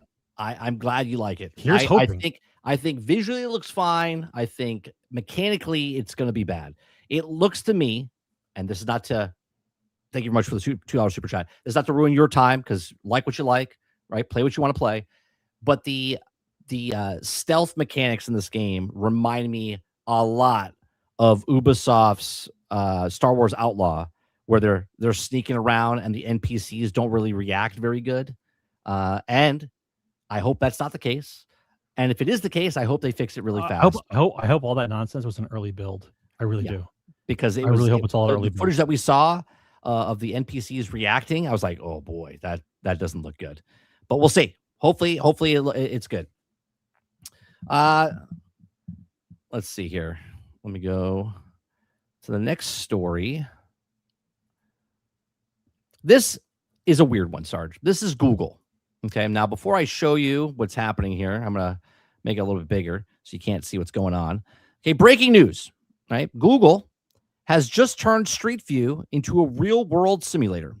Okay. GD3 can now recreate any physical environment from Street View images. Google has been filming the planet since 2007. Billions of streets, buildings, and entire neighborhoods stored on their servers. For years, everyone thought it was just for navigation. Well, it was actually the largest collection of real-world data in history, and we're just decided to do something with it.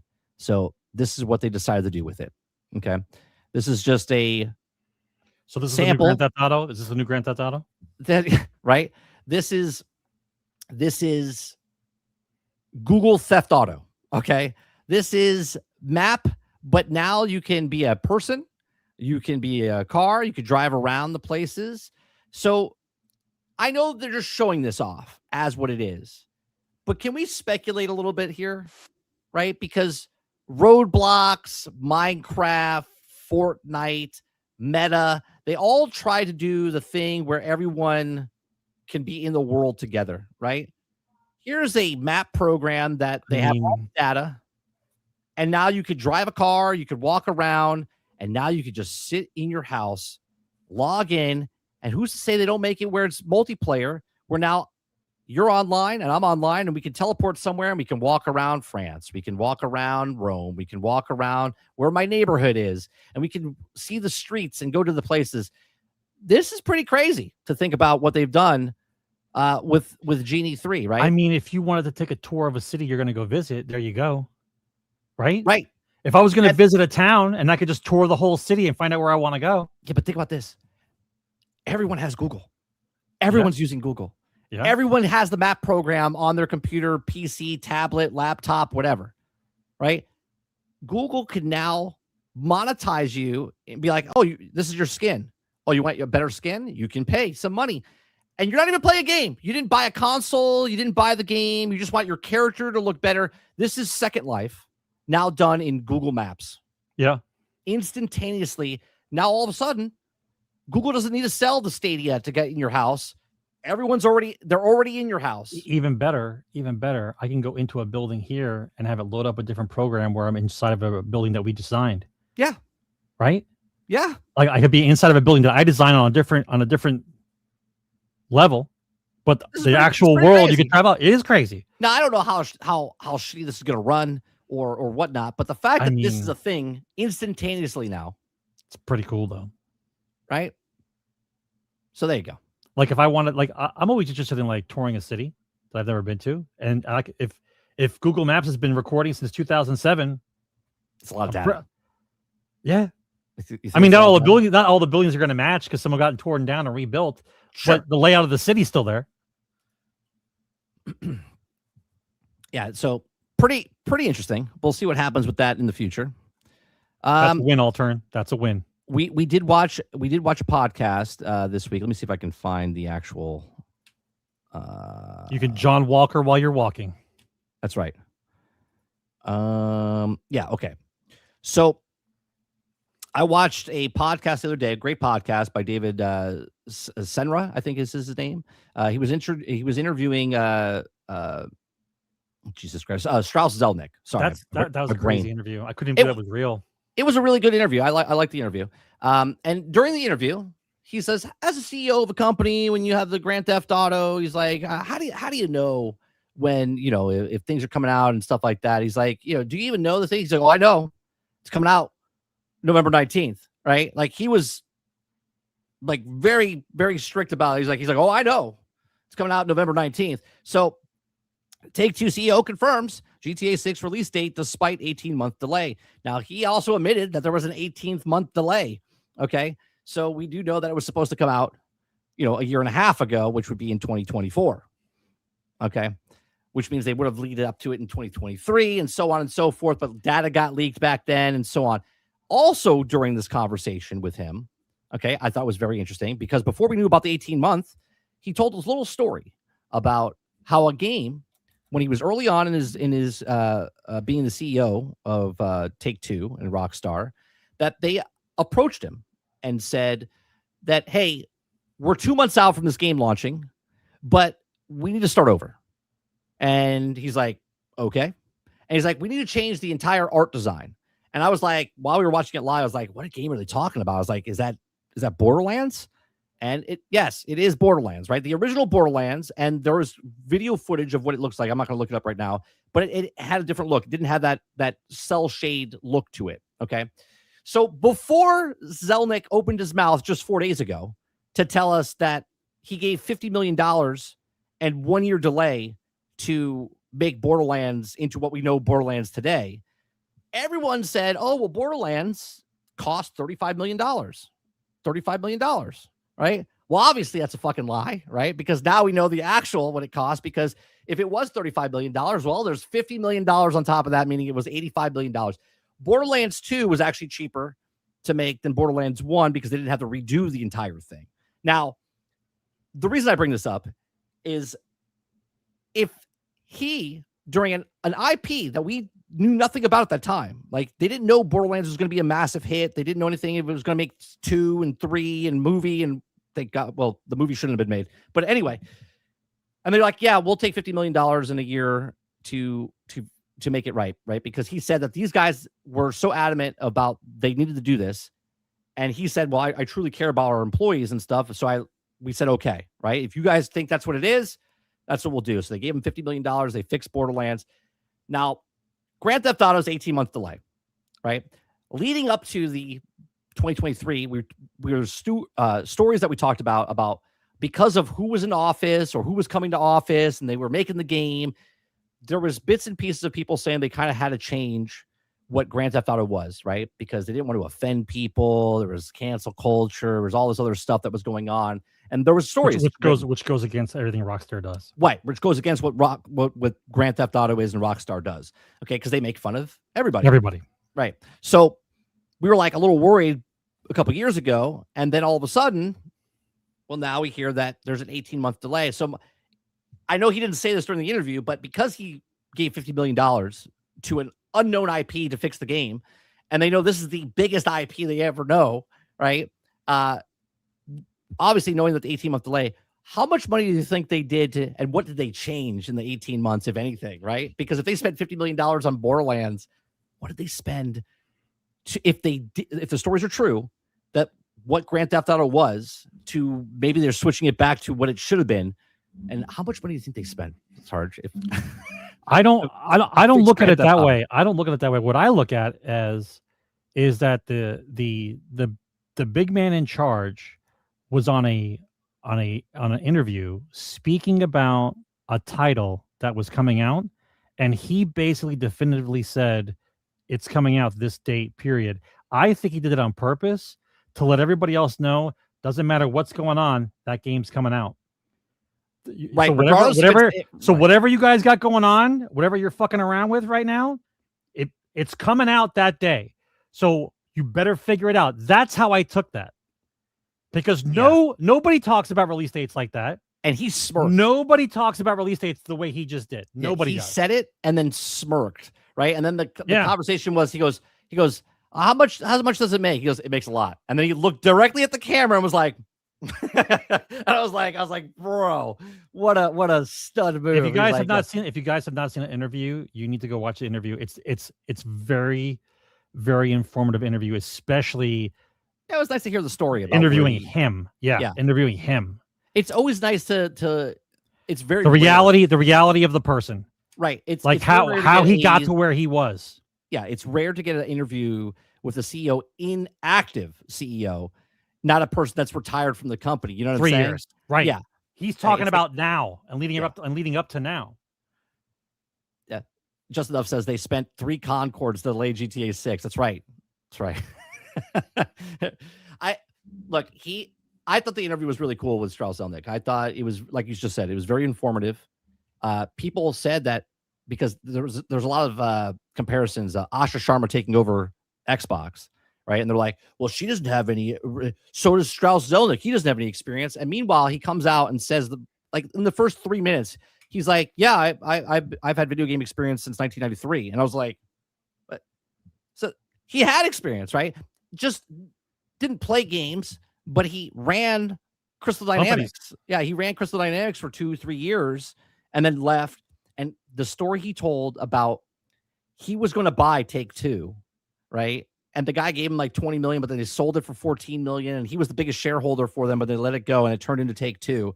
And then 20 years later, no, I'm sorry, 10 years later, 12 years later, he gets Take-Two back with no money by just convincing the 10 people shareholders. And because the company was such in the shitter. That story is really good. Yeah. Such in the story, the story about circumventing the shareholders in order to get controlling share of the company in order to purchase it. That story was incredible. Yeah. So go check it out. Go check out the either the main video or check out ours. I give out more information where I comment on it and stuff like that. But yeah, I thought it was a great interview. And look, Grand Theft Auto, we don't have to go much more into it. A lot of people are like, oh, it's delayed. It's delayed. As of right now, if someone tells me it's delayed and one person tells me it's coming out November 19th and that person is the guy that's running the studio, I'm sorry. I have to believe the guy who's running the studio running the company, right? Then some random person on Twitter saying, this is what I heard. You know what I'm saying? Even though if this guy could be right, the facts are from the horse's mouth. He said November 19th, it's coming out. So I got to go with that. Until the point it's not. So they're doing a Christmas release. I know someone's going to bring up, well, Todd said the date when Starfield came out. And you're correct. But again, the way Todd said it is different than what the way Zelnick said it. Yeah. So we'll see what happens there. Because he was repeating their number. Zelnick was saying, I don't care what you guys got going on, this game's coming out. Because I think at this point he's saying to himself, it's enough. We've all been waiting long enough. You guys have done enough. Let's release an actual game, considering that we haven't released anything and been relying on reoccurring revenue from one game for 10 years, right? Yeah. You guys didn't release anything else. Yeah, they released nothing. They just kept updating Grand Theft Auto Online. The next story I want to talk about, Sarge, is PlayStation has started revealing public player counts in a beta test right now on the dashboard. You can look up the top 10 games. Okay, let me see a screenshot here. Is this did they show a screenshot? No. Let me go to this video here. I think he talks about it in this video. Hold on one second. Okay.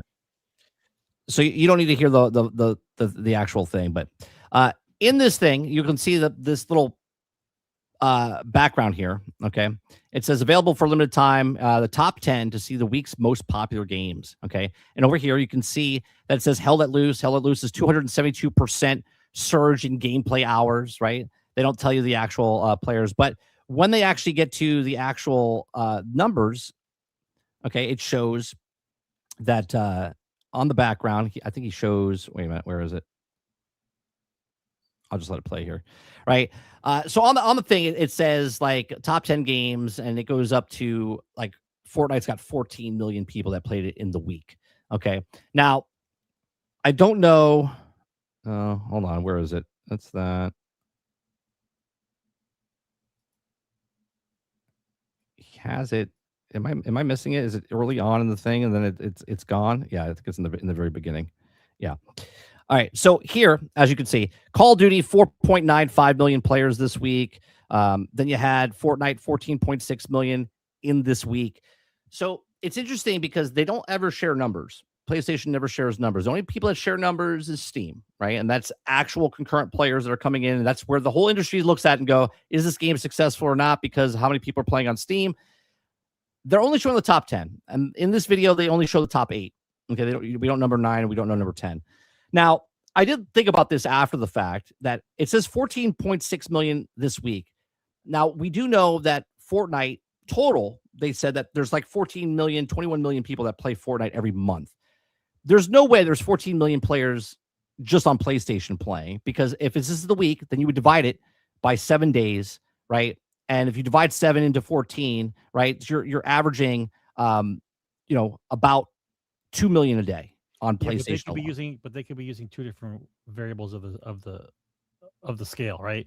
You could say 14 million played this week, which means 14 people, regardless if it was the same person or not, came in, left, whoever comes in and leaves, you got 14 million people. Then another way you could say it is there's 15 million individual people, accounts that have played Fortnite this month. You know what I mean? Well, like there's a way to make both answers correct, even though you're looking at two different scales. Well, I think PlayStation's trying to, I don't want to say manipulate, but that's what it is, right? It's like what the box office does when they tell you it's the number 1 movie at the box office this week, right? Because if you hear that or now see that, right? If you're playing Fortnite, you're like, oh, 14 million people are playing this week. It's still popular, right? It's that. So Battlefield's on this list at 1.6 million, and Call of Duty's on this list at 4.65 million, which is like almost 5 times more than what.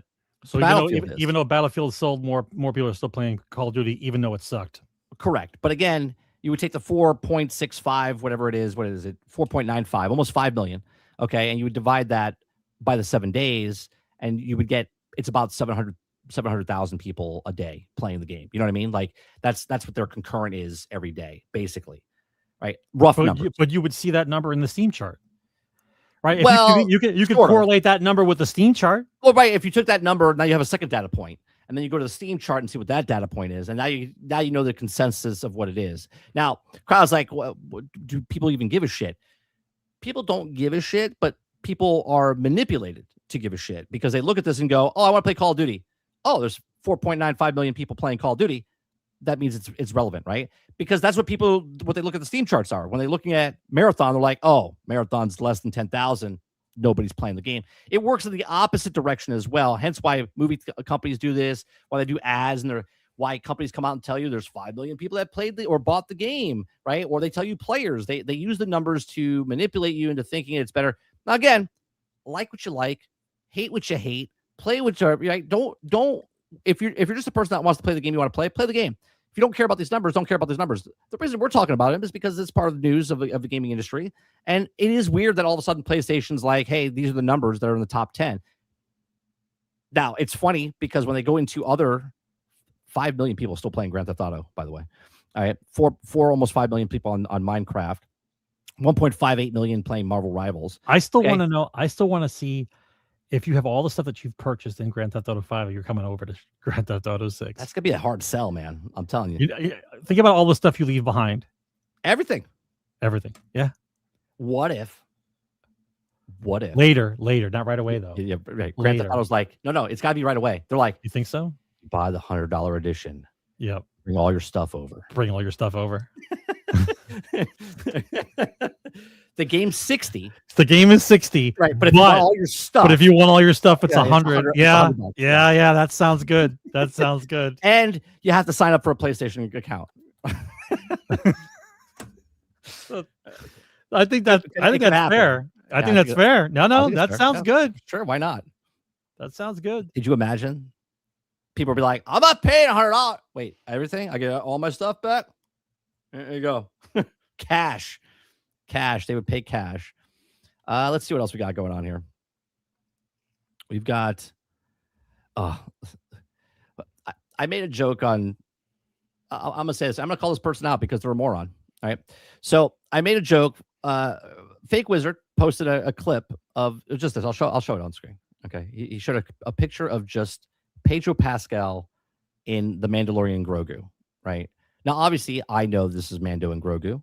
Okay, because that's the movie that came out today. Okay, so I say, hey, from this shot, I can't tell if you're watching Fantastic Four, Mando and Grogu, or a leaked version of Avengers Doomsday. Okay. So everyone one guy comments and says, why would Reed Richards wear the Mando armor? Yep. 41%. Yeah, 41%. Sarcasm is lost on some people. You know that, right? 100%. Yeah. All right. I do like this one, though. This person said, he commented and said, your planet is now marked for death. He says, can we ask why? It says, because Galactus is tired of seeing Pedro Pascal in everything he watches. Last week, he was watching Gladiator 2, and he was like, all right, that does it. Right. Right. So that's funny. He gets it. Right. This other guy, he doesn't get it. Why would sarcasm is lost? Listen, sarcasm is lost on a lot of people. A lot of people don't get sarcasm. Let's see. Forza. No, we don't really have to talk about that. Let's see. It's Quarter Till. What else we got going on here? We already got to talk about the Take-Two confirmed. All right. We have an onslaught. What's going on, Buckalorian? Right? An onslaught of Warhammer 40K stuff. Okay. They're getting a lot of traction, man. So I'm gonna bring up a lot of traction. Hold on, share screen. First up is the Helldivers 2. Okay, Helldivers 2. It's gonna be on the same channel as you, Sarge, so you won't be able to talk when I press play, but you can talk, but it'll be on the same channel. All right, so this is the announcement for Helldivers 2 and Warhammer 40K team up.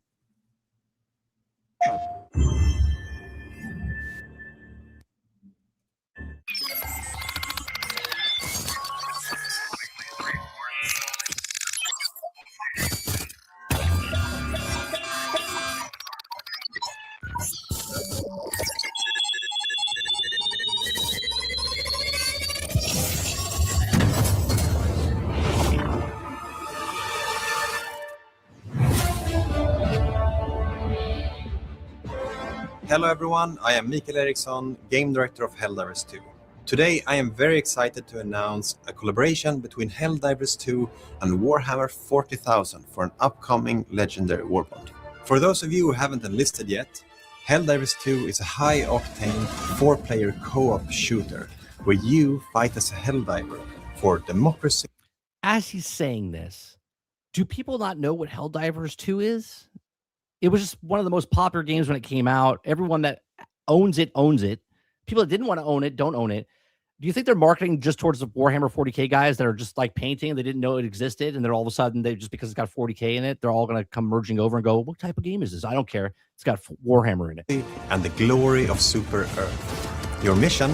To liberate the galaxy from evil, oppressive aliens threatening our way of life.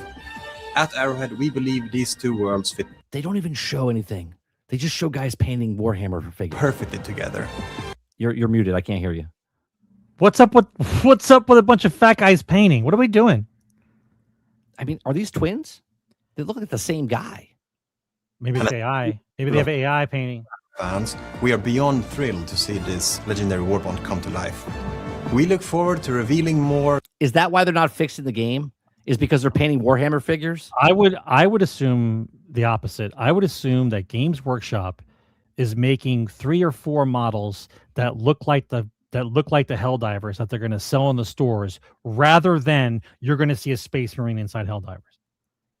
That's what I think is happening. I think they make the mech into the armor, and then you're like walking around as a Space Marine? Or is it just going to be like a little emblem on the fucking helmet? I don't think you should waste 40K on stupid cross promotions unless it's really you should make a game of 40K with this. Yeah, but what I'm saying is you shouldn't half-ass something. Don't dilute the IP with dumb crossover stuff. Make a decent product and sell it. You know what I mean? Altern says, "Oh, that's why they're not fixing the game, because they're painting." Oh yeah, that makes sense. Yeah, all the developers are painting. That's why they're not fixing the game. All the developers are painting Warhammer figures. And until then, we'll see you all on the battlefield. anything. Like, what are we doing? Nothing. Absolutely nothing. Hey, we got a war bond coming with one of the biggest franchises on planet Earth, and nothing. I got news for you. You put a Terminator inside that war bond, it's definitely pay to win. Right? You put a Terminator inside the war bond, that'll be the highest grossing war bond ever. Ever. All right, well, now we got the next one, which is... You won't have to worry about waiting for a guy to get through the door, double door. You wouldn't have to worry about waiting for backup for the UFOs. You just walk towards everything and nuke it. This is Sarge's whole dream. All these games with Warhammer. Here it comes. Yeah. Ready? Here is Warhammer 40K Dawn of War 4. Peggy 18. In the grim darkness of the far future, there is only war.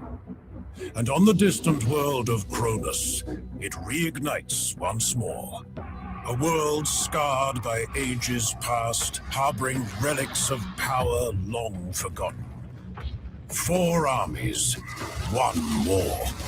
The Space Marines, the Adeptus Mechanicus, the Orcs, the Necrons. Duty, knowledge.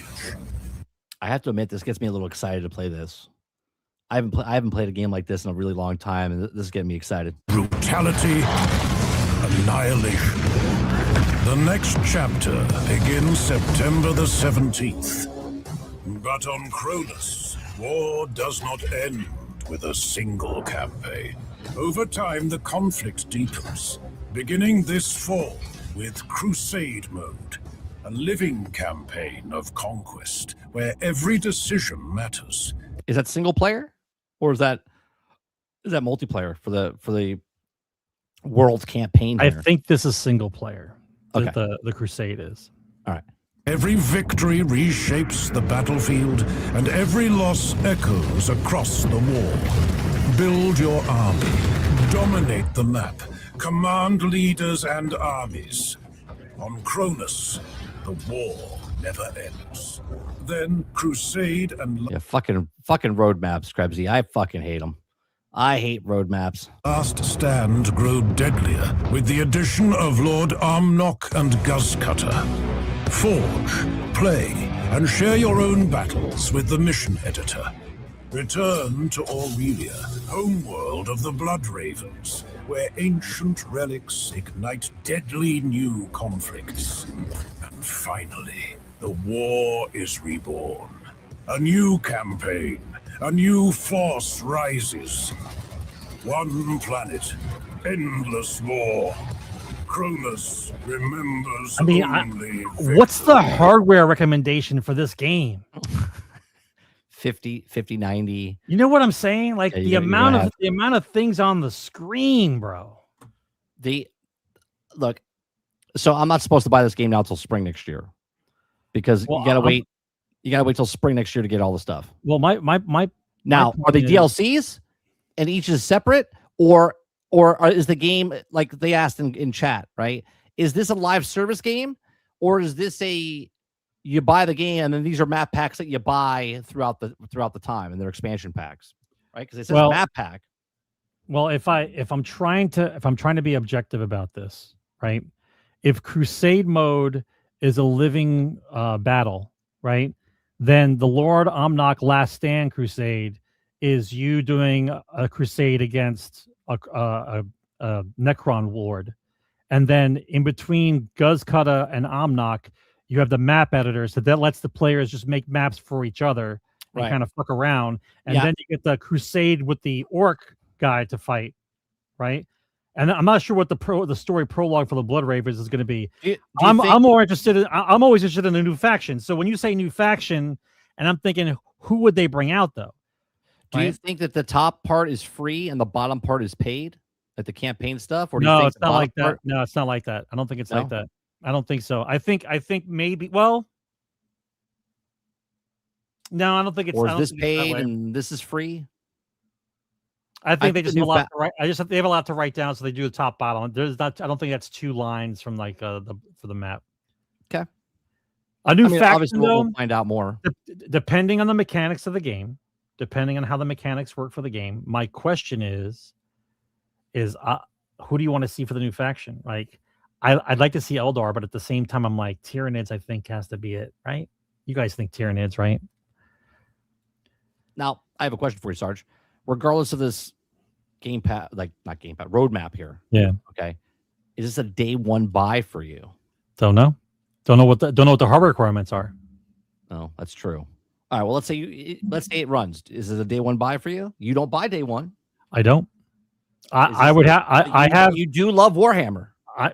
Yeah, for sure. I have 4 guys I watch online who talk all about RTSs and especially Dawn of War stuff and the 40K. So I'll be watching those 4 guys probably for 2 weeks because they won't lie about anything. They'll say straight out what's going on, what the game is. They'll go through everything to do a detailed review. And if they all say, or if the majority of them say it's decent, then I'll probably pick it up in a couple weeks. I never get it day one. I just don't. I don't buy day one. Yeah, well, there's always problems.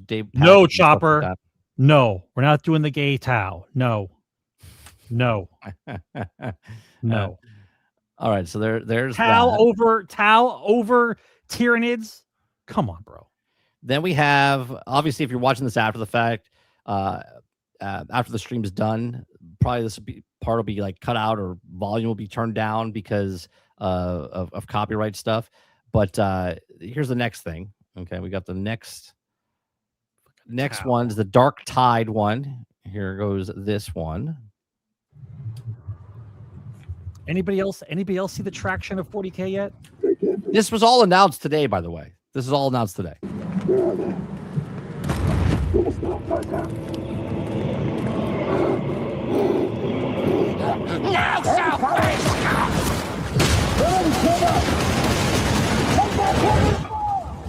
Where's the Netflix special of a cartoon of this? Like, why don't we have shows like this? Well, we do. They're all fan made. You just got to go online and look at them. I know.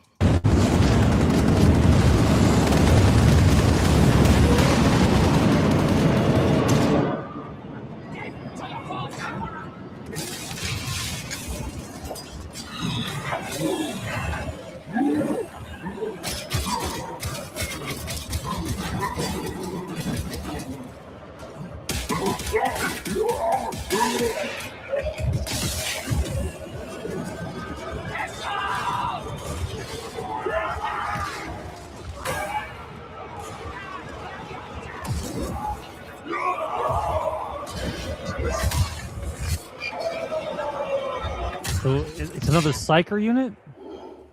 The Omnissiah commends your service. Oh, it's the Atari.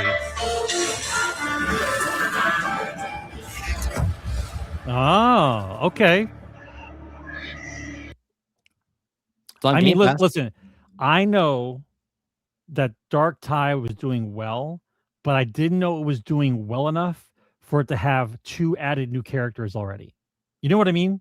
Yeah. Like, I thought the game was good, and that was pretty much going to be it. But another character? That means the game's doing pretty damn good then. Well, actually, now that you say that, I kind of want to look up what is the numbers, right? I mean, Darktide must be doing well. Was it otherwise you wouldn't be getting another character. Let's see. Darktide.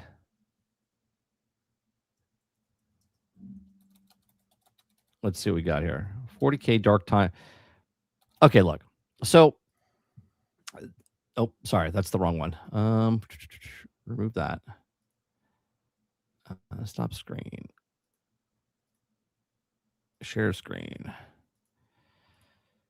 So they only had 108,000 on. This is on PC now. This is on PC. So they had 108,000 3.5 years ago. Right now, today they're at 6,380. So tell me how a game. Now, this is worse than Marathon. Right. Tell me how a game that's worse than Marathon is getting another character. Because apparently they made a lot more, right? They sold 5 million units, at least on PC. They probably sold another 2 million, 3 million units. So they're probably around 7-8 million units sold. Okay. So they already have a player base, where Marathons has these numbers and they only sold 1.2 million total. You know what I mean? It still sounds weird though. Right? I mean, look from where it was to where it just doesn't. But Warhammer, man, still keeps on going. They know they can make money off the people, right? I know, but I don't want them to abuse the IP to make people get tired of looking at it. Like, it looks like they're trying to strike with an iron's hot, not to use that kind of pun. But at the same time, look at all the stuff coming out this year. Well, the next one, I'm not going to make, because it's got music that I'm definitely going to get copyright, but we're just going to look at it. We're just going to play it. This is another Darktide. Okay, this is Warhammer, Age of Sigmar.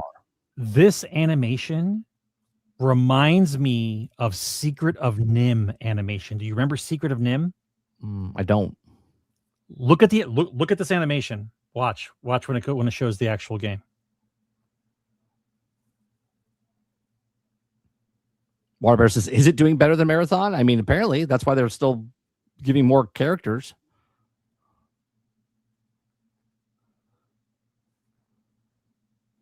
I mean, this.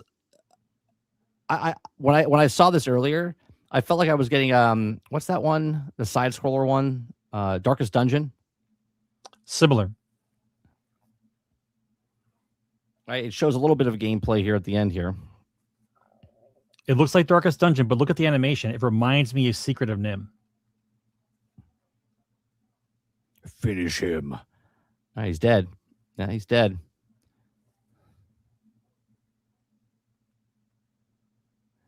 There you go. So that comes out in 2027. Okay, so we have that. And then we have this one, which I don't need to play music here again. This is just another... This is a demo right now on Steam. They just had the demo, so you can go play this. Okay, this is Warhammer 40K Survivor. This is that Vampire Survivor type game, but with Warhammer. You can go play the demo right now on Steam. It's probably what I'm going to do after the stream, just to test it out. Okay, so this is out there as a demo right now. Oh, you know what we're going to watch? Sorry. Oh, it's too late. I wanted to watch that other video game that we what was it called? The military game that we talked about last week or 2 weeks ago. Ground War? No, what the hell was it called, chat? Are you talking about the first-person shooter? Yeah, the first-person shooter, the team-based one. That's the 3 teams. I forget the hell it was called now. War Dogs. Yeah, War Dogs. Yeah, War Dogs. Thank you, Eclipse and Sarge. They had a new video come out, and I wanted to watch that with you, but I guess we can. We'll do it. I'll do it on Monday. I guess we'll watch it on stream on Monday. I mean, does anybody else smell what The Rock is cooking? How many 40K things are happening? Do you think it's coincidence? Or no, they're trying to jumpstart something because they have weak IPs all around. There are no coincidences, Sarge. I know there's no coincidences. This is a lot of 40K, dude, in 1 year. Yeah. It's a lot. Yeah. It's a lot. What do you mean 6 or 7? 6 or 7 what? Oh, you're talking about the amount of things? It's all planned, Henry Cavill, to produce them. Well, when is that supposed to come out? When is Henry Cavill's movie or show coming out?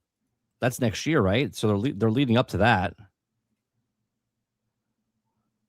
I think he respects the lore more than anybody else. I think he respects the lore of anything he's involved in more than the actual producers do. Well, I'm nowhere near as a fan as you guys. I don't know shit. I'm a normie when it comes to Warhammer, right? I watch it because I visual. Oh, I'm mid tier. I'm not high end. I'm mid tier. Yeah, but to compare to me, I'm fucking nothing. You're a noob. You're a noob. Yeah. Yes. I just like watching the stuff. I'm entertained by the stories and whatnot. I'll play the game, the tabletop game and whatnot.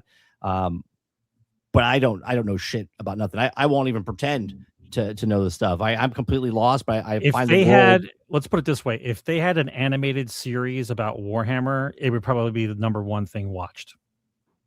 Yeah. An actual produced storyline in the dark.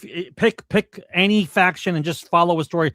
Give me 22 episodes. It'll be the number one thing being watched. That's how I am, Altern, right? I don't know shit. I like the guns and the blood and the story. I'm good. Yeah, they're jump starting now. The next brand that will also be attacked, emasculated, and then by 2040 it will be dead. I mean, you're being very generous by giving it to 2040. Yeah. They're gonna speed If track they this listen, motherfucker. Krebsy, if they figure out that boys like this and they don't know about it yet, they're definitely gonna shit on it immediately. That's how it works. Yeah, it'd be interesting to see how fast they. I mean, look what they did to Hulk. Does anybody else need proof positive of what they do? Look at Hulk. Hulk is like the quintessential male figure in superhero realm, and they completely neutered him on purpose because they didn't want to teach young boys to be angry. Meanwhile, the actual story behind it is beautiful in its simplicity, which is he's always angry. You're supposed to control your emotions. It's the most profound demonstration of humanity ever, and you want to nerf that too. All right. If you guys have a question and you want to ask it, you can put a Q in front of your question. We'll mark it, and then we'll go over a couple things. Yeah, you know what? Let me see. While we're doing this, maybe I can bring it up. Let me bring it up. Because I can't even look at him, Dark Taco. I can't even look at him. As soon as he's on screen, I walk out of the room. I can't look at him. Yeah, I'm not looking at emasculated Hulk. I'm sorry. All right, we're gonna watch this, Sarge, while questions come in. We'll watch this a little bit. Okay. Let me bring this on. Share screen. All right. So this video here, Sarge, is War Dog's tactical depth and team play. Okay. Everything that happens in a match, every vehicle bought, every bullet loaded, every weapon fired, every base built, and every building destroyed, they're all decisions made by one of 100 players in the match to help their team win and earn themselves cash. Because of our cash system, every second-to-second choice has weight and value, giving you a reason to keep playing. Ultimately, we're putting high-stakes tactical team play back into all-out warfare. What I'm confused about is, while I'm in the game, if I have money, can I just buy the thing? Or is it at the end of the match for the next match, I can pick up and buy the stuff? Do you know what I mean? That's what I'm a little confused about. Anybody know, chat?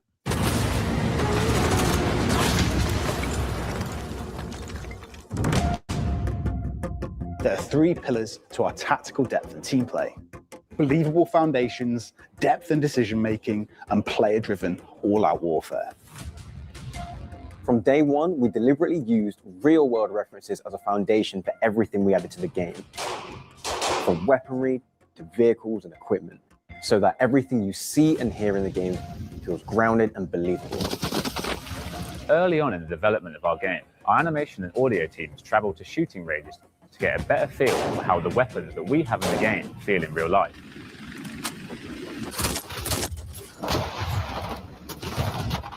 Fully destructible environment. Just using Unreal Engine isn't enough, which is why we built our own framework on top of Unreal that we call War Dynamics.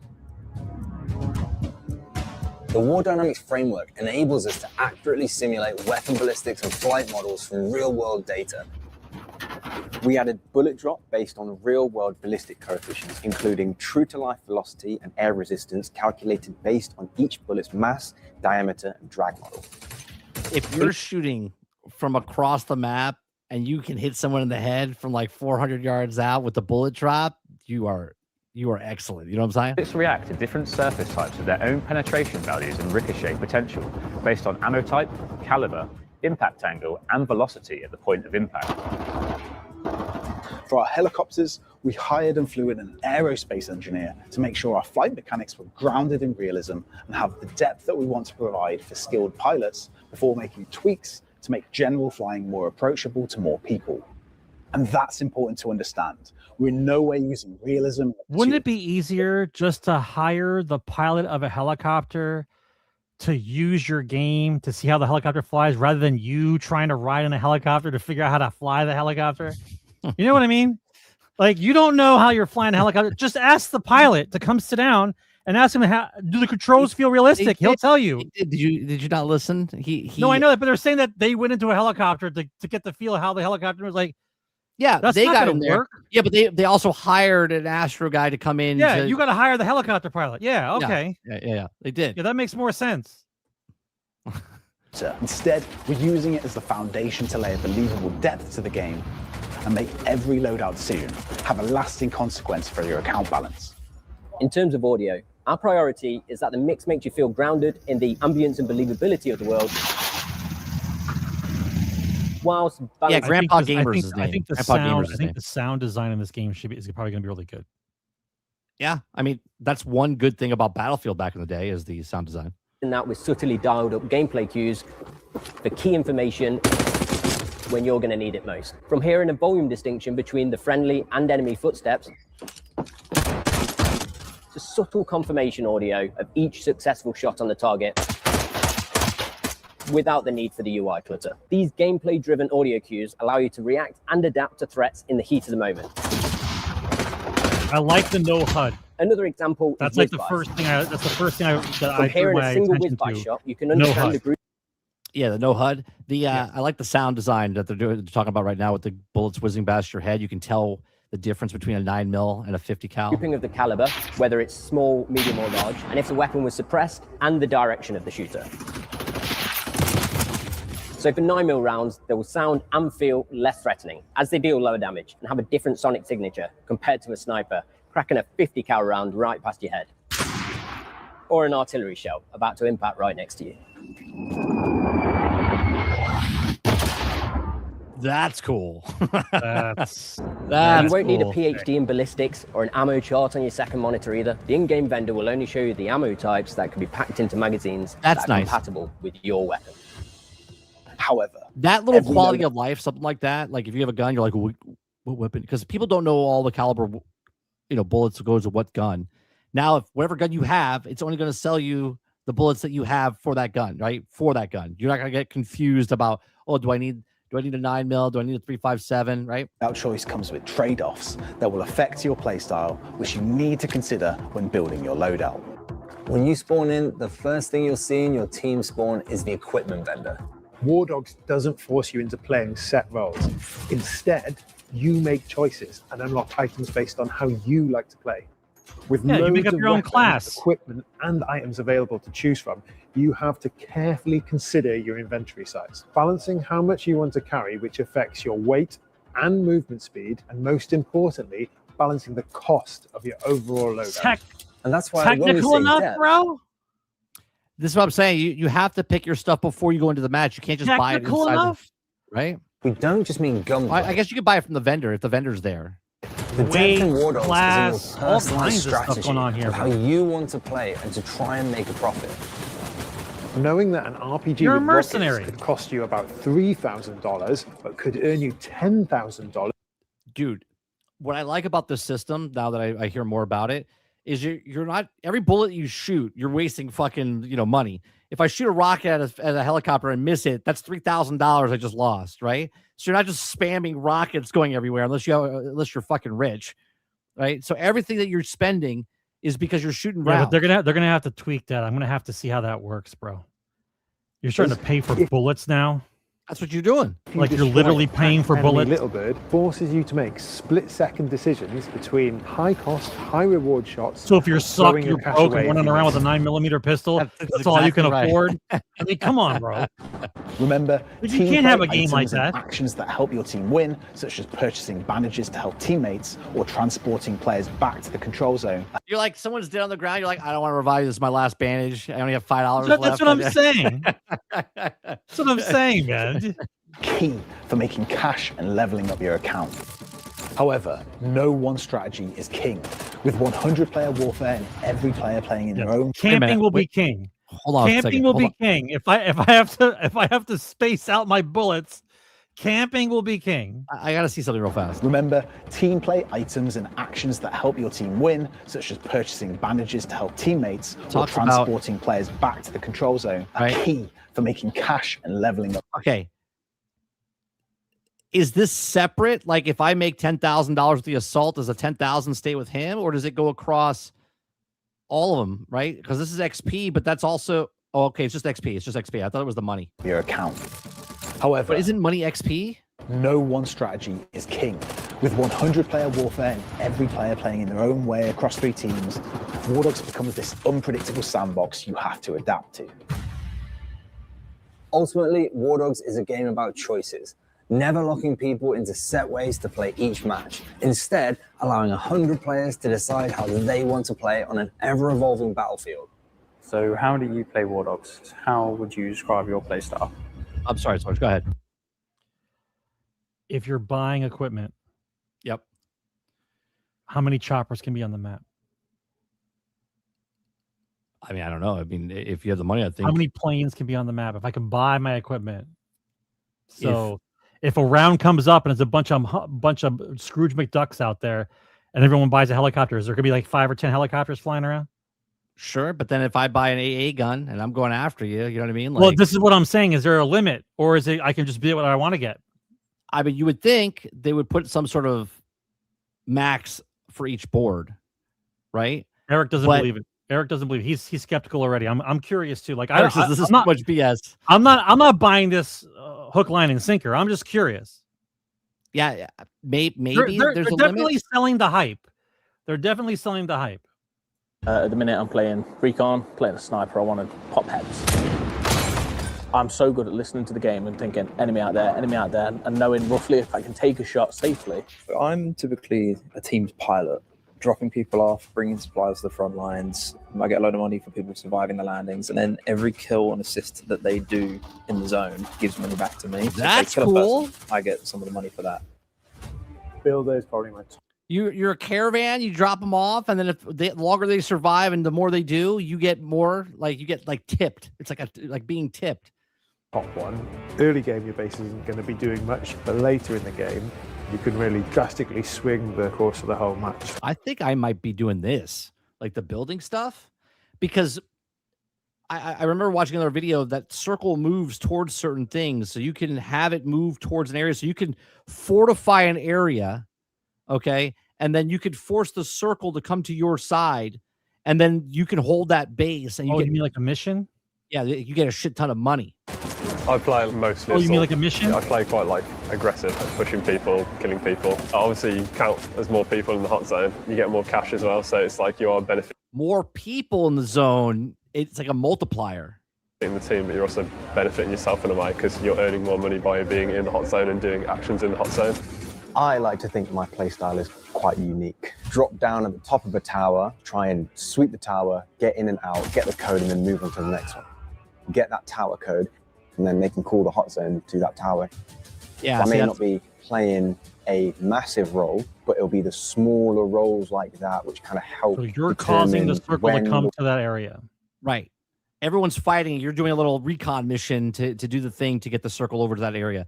So if we're on a team, let's say I'm the guy that goes out and gets the codes. You're the person that's building the base, and then we have the rest of the team that's like holding out, right? So then I set it up.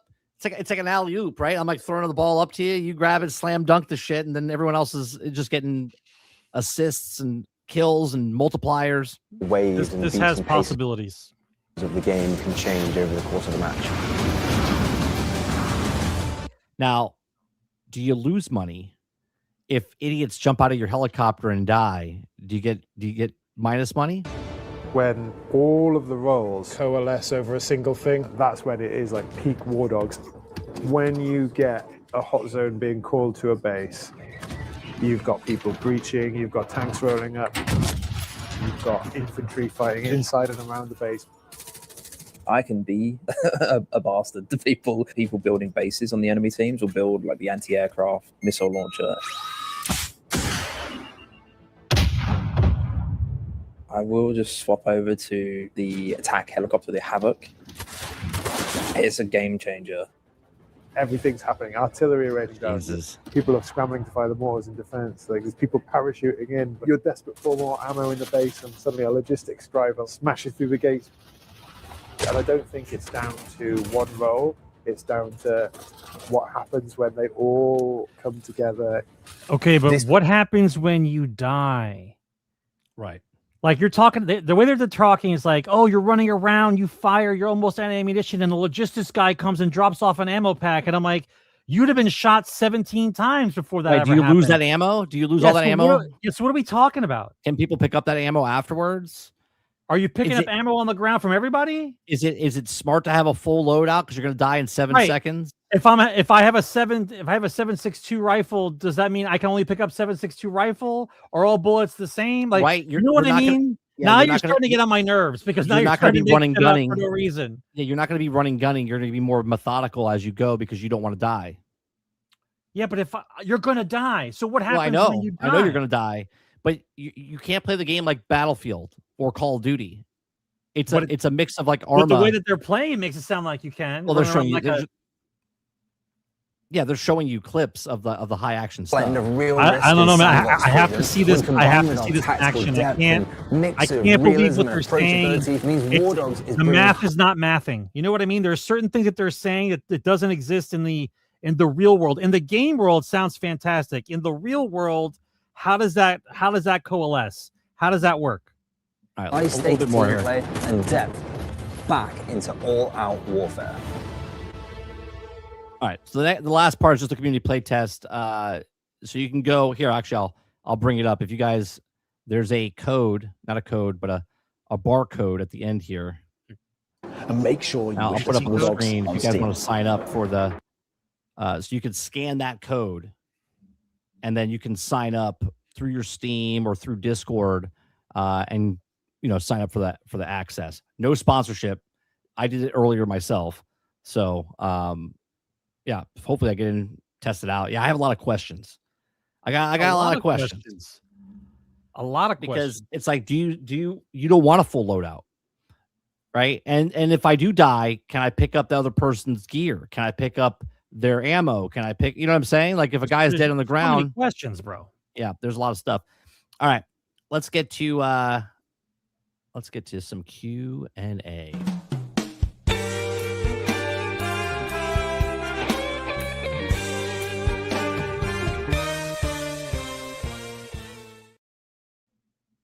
All right, I got a couple in here. First one says, Alternate, did you pre-order GTA 6 on Monday? I have 3 copies on it. Just don't tell Krebsy. That's not a question. It's stupid. You didn't pre-order anything.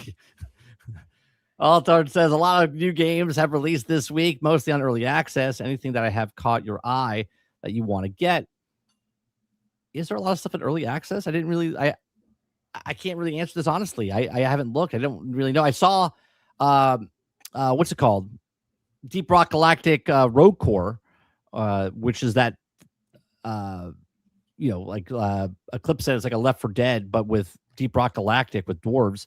I haven't bought it though, so honestly, I can't say Warhammer anything. Survivors. But that I'm gonna demo the Survivors when it comes. Yeah, Warhammer Survivors. Let's see. Alternate says, would you recommend Forza Horizon 6? And are you planning to play more on stream? Yes and yes. I would recommend it. If you like Forza 4, if you like Forza 5, it's a no-brainer. Get Forza 6. There's plenty of gameplay to actually play and not using the John Walker method. Yeah, don't use the John Walker method. I would recommend it. There's plenty of stuff to do. Especially if it's on Game Pass. That's a good point. Maybe in 3 months, John Walker will write the article about he had to play that game without playing. Loved it. Yeah, he loved it without playing. Yeah, it. that John Walker will be the guy who writes the article. That'd be great. Yeah, the game he played but didn't play.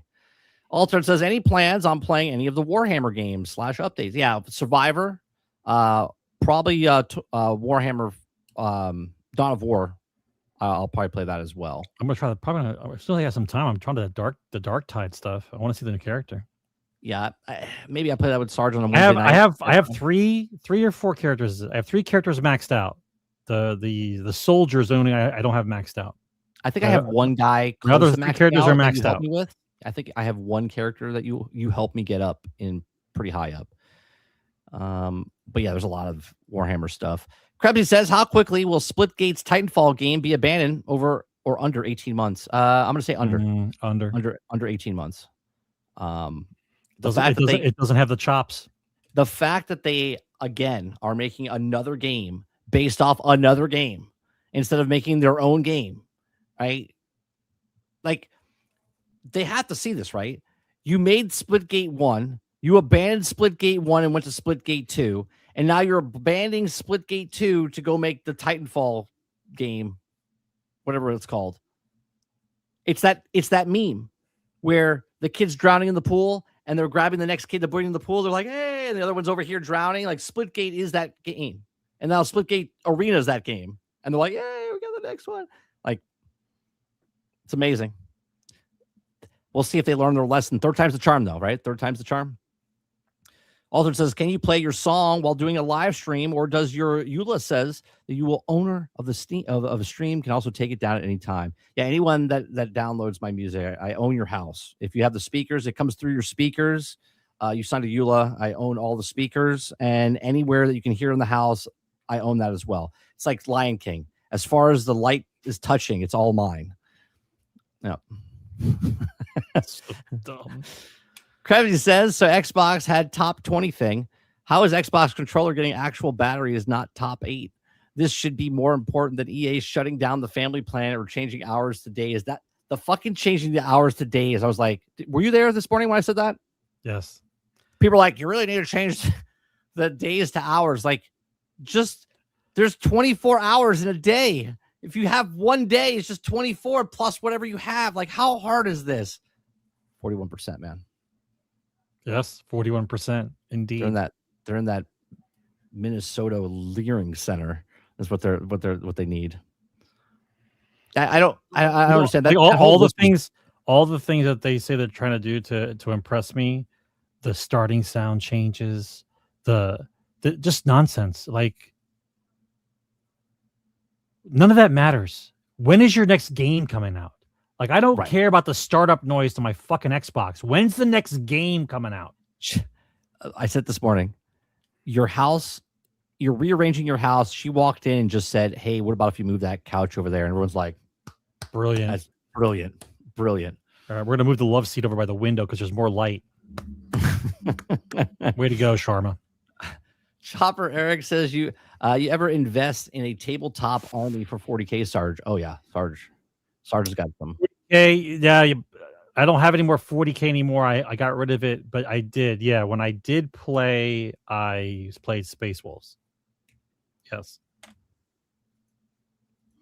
Now I would just play with his figurines. I have epic size. I have the 6mm kind of, and I've got it. If I show it to you, you're going to think I'm crazy. I mean, I think they think you're already crazy. So, yeah, I got like every army, probably like 25,000 points of everything. It's like I can.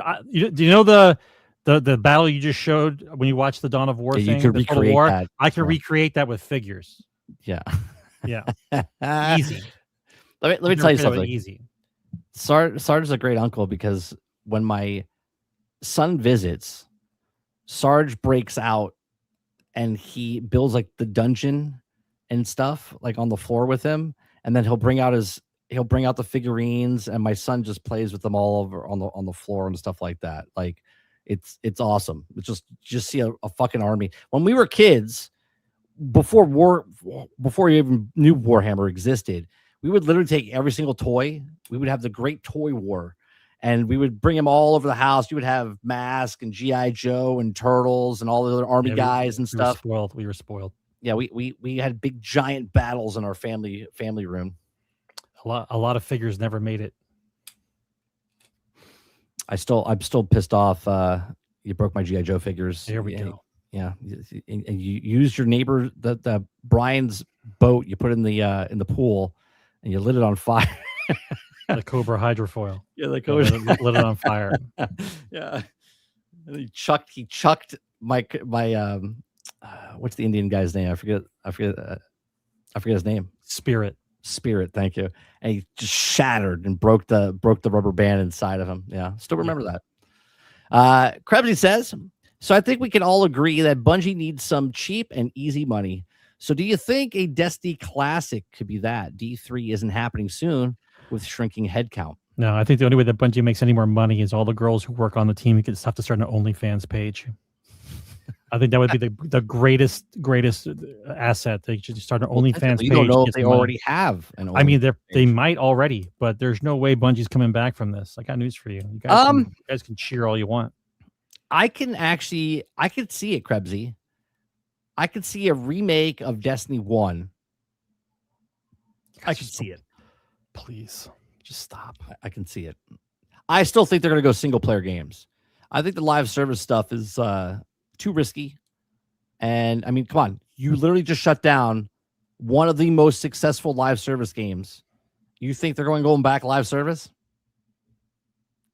You think they're not putting their games on PC? Everywhere. All the single player games on, and they're keeping it on PlayStation. I think they go single player. I think they make it smaller games, 8 to 10 hour campaign type of stuff. Something. They got to sell something. Yeah. Sony needs their money. They got to sell something. They got to sell a game. Gravity says, do you think the 40K Helldivers collab is just a taste of Arrowhead's next game is 40K? No, that sounds too structured. Well, no. That sounds too structured. They do have, because Sony owns Helldivers, right? And they're not part of Sony, so they're a second party, and they're making a game for them. Maybe Krebsy's onto something. Maybe this is a test to see what they can do, and then the next game is a 40K game down the road for Arrowhead. I just want the 40K games to do well. They don't have to be blockbusters. I just want them to do well, so we work our way up to the 40K Battlefield game. That's what I want. That's where I want to be. That's where I want to be. I want to be in a 40K Battlefield game.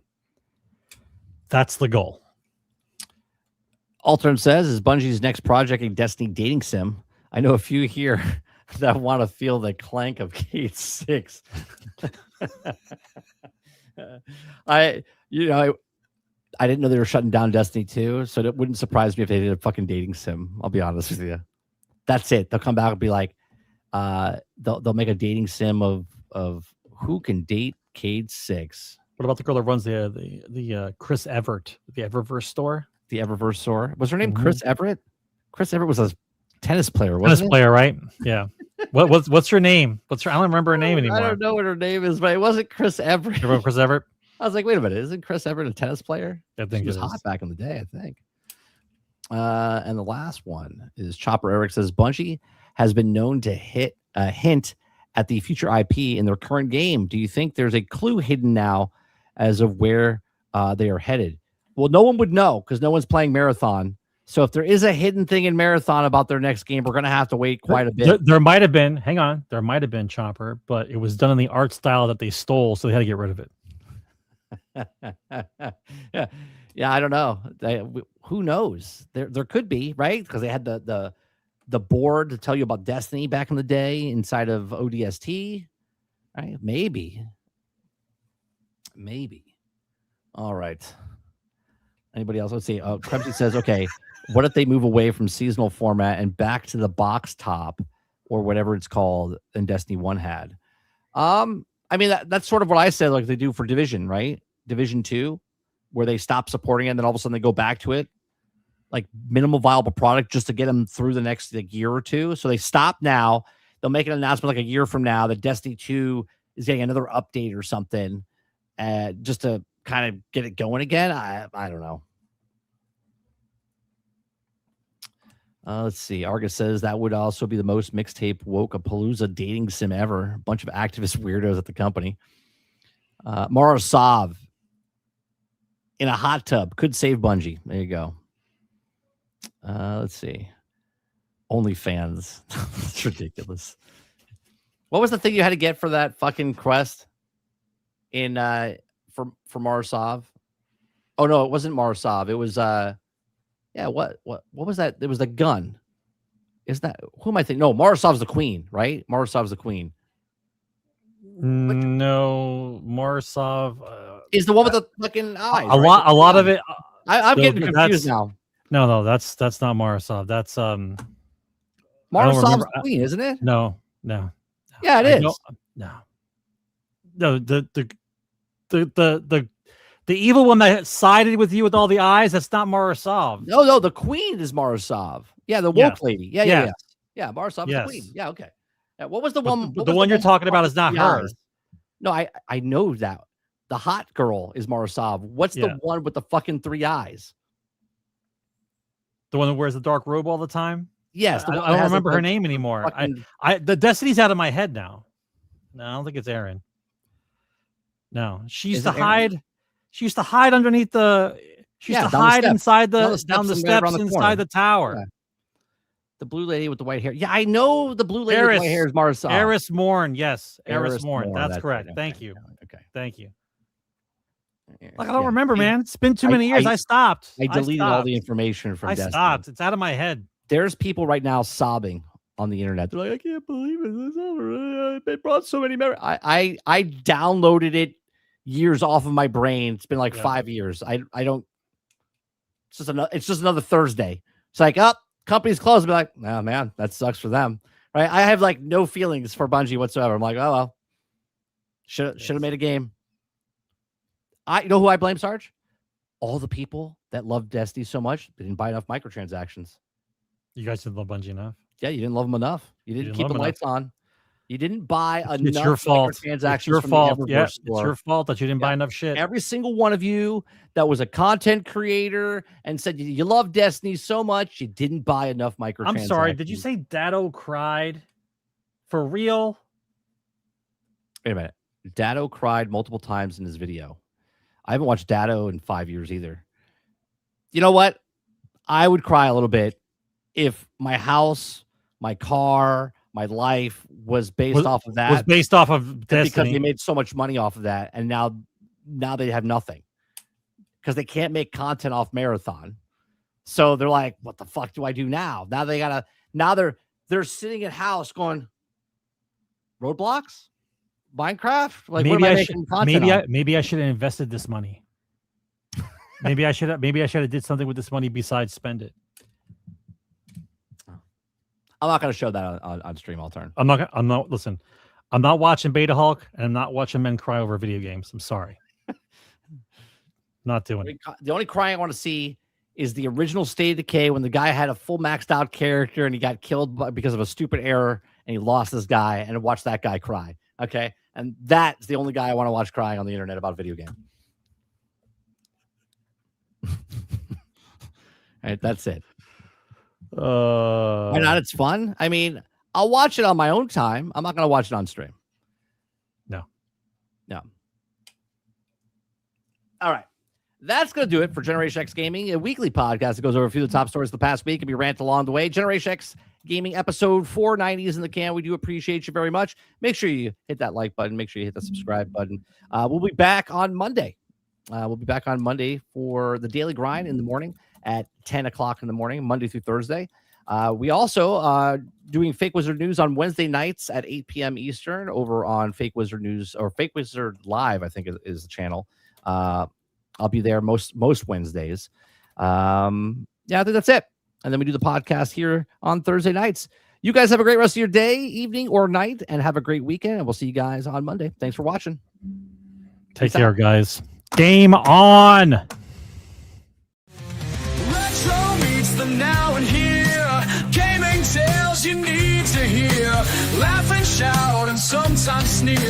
Memories from all those years. Console wars and secret tips and tricks from pixel trips.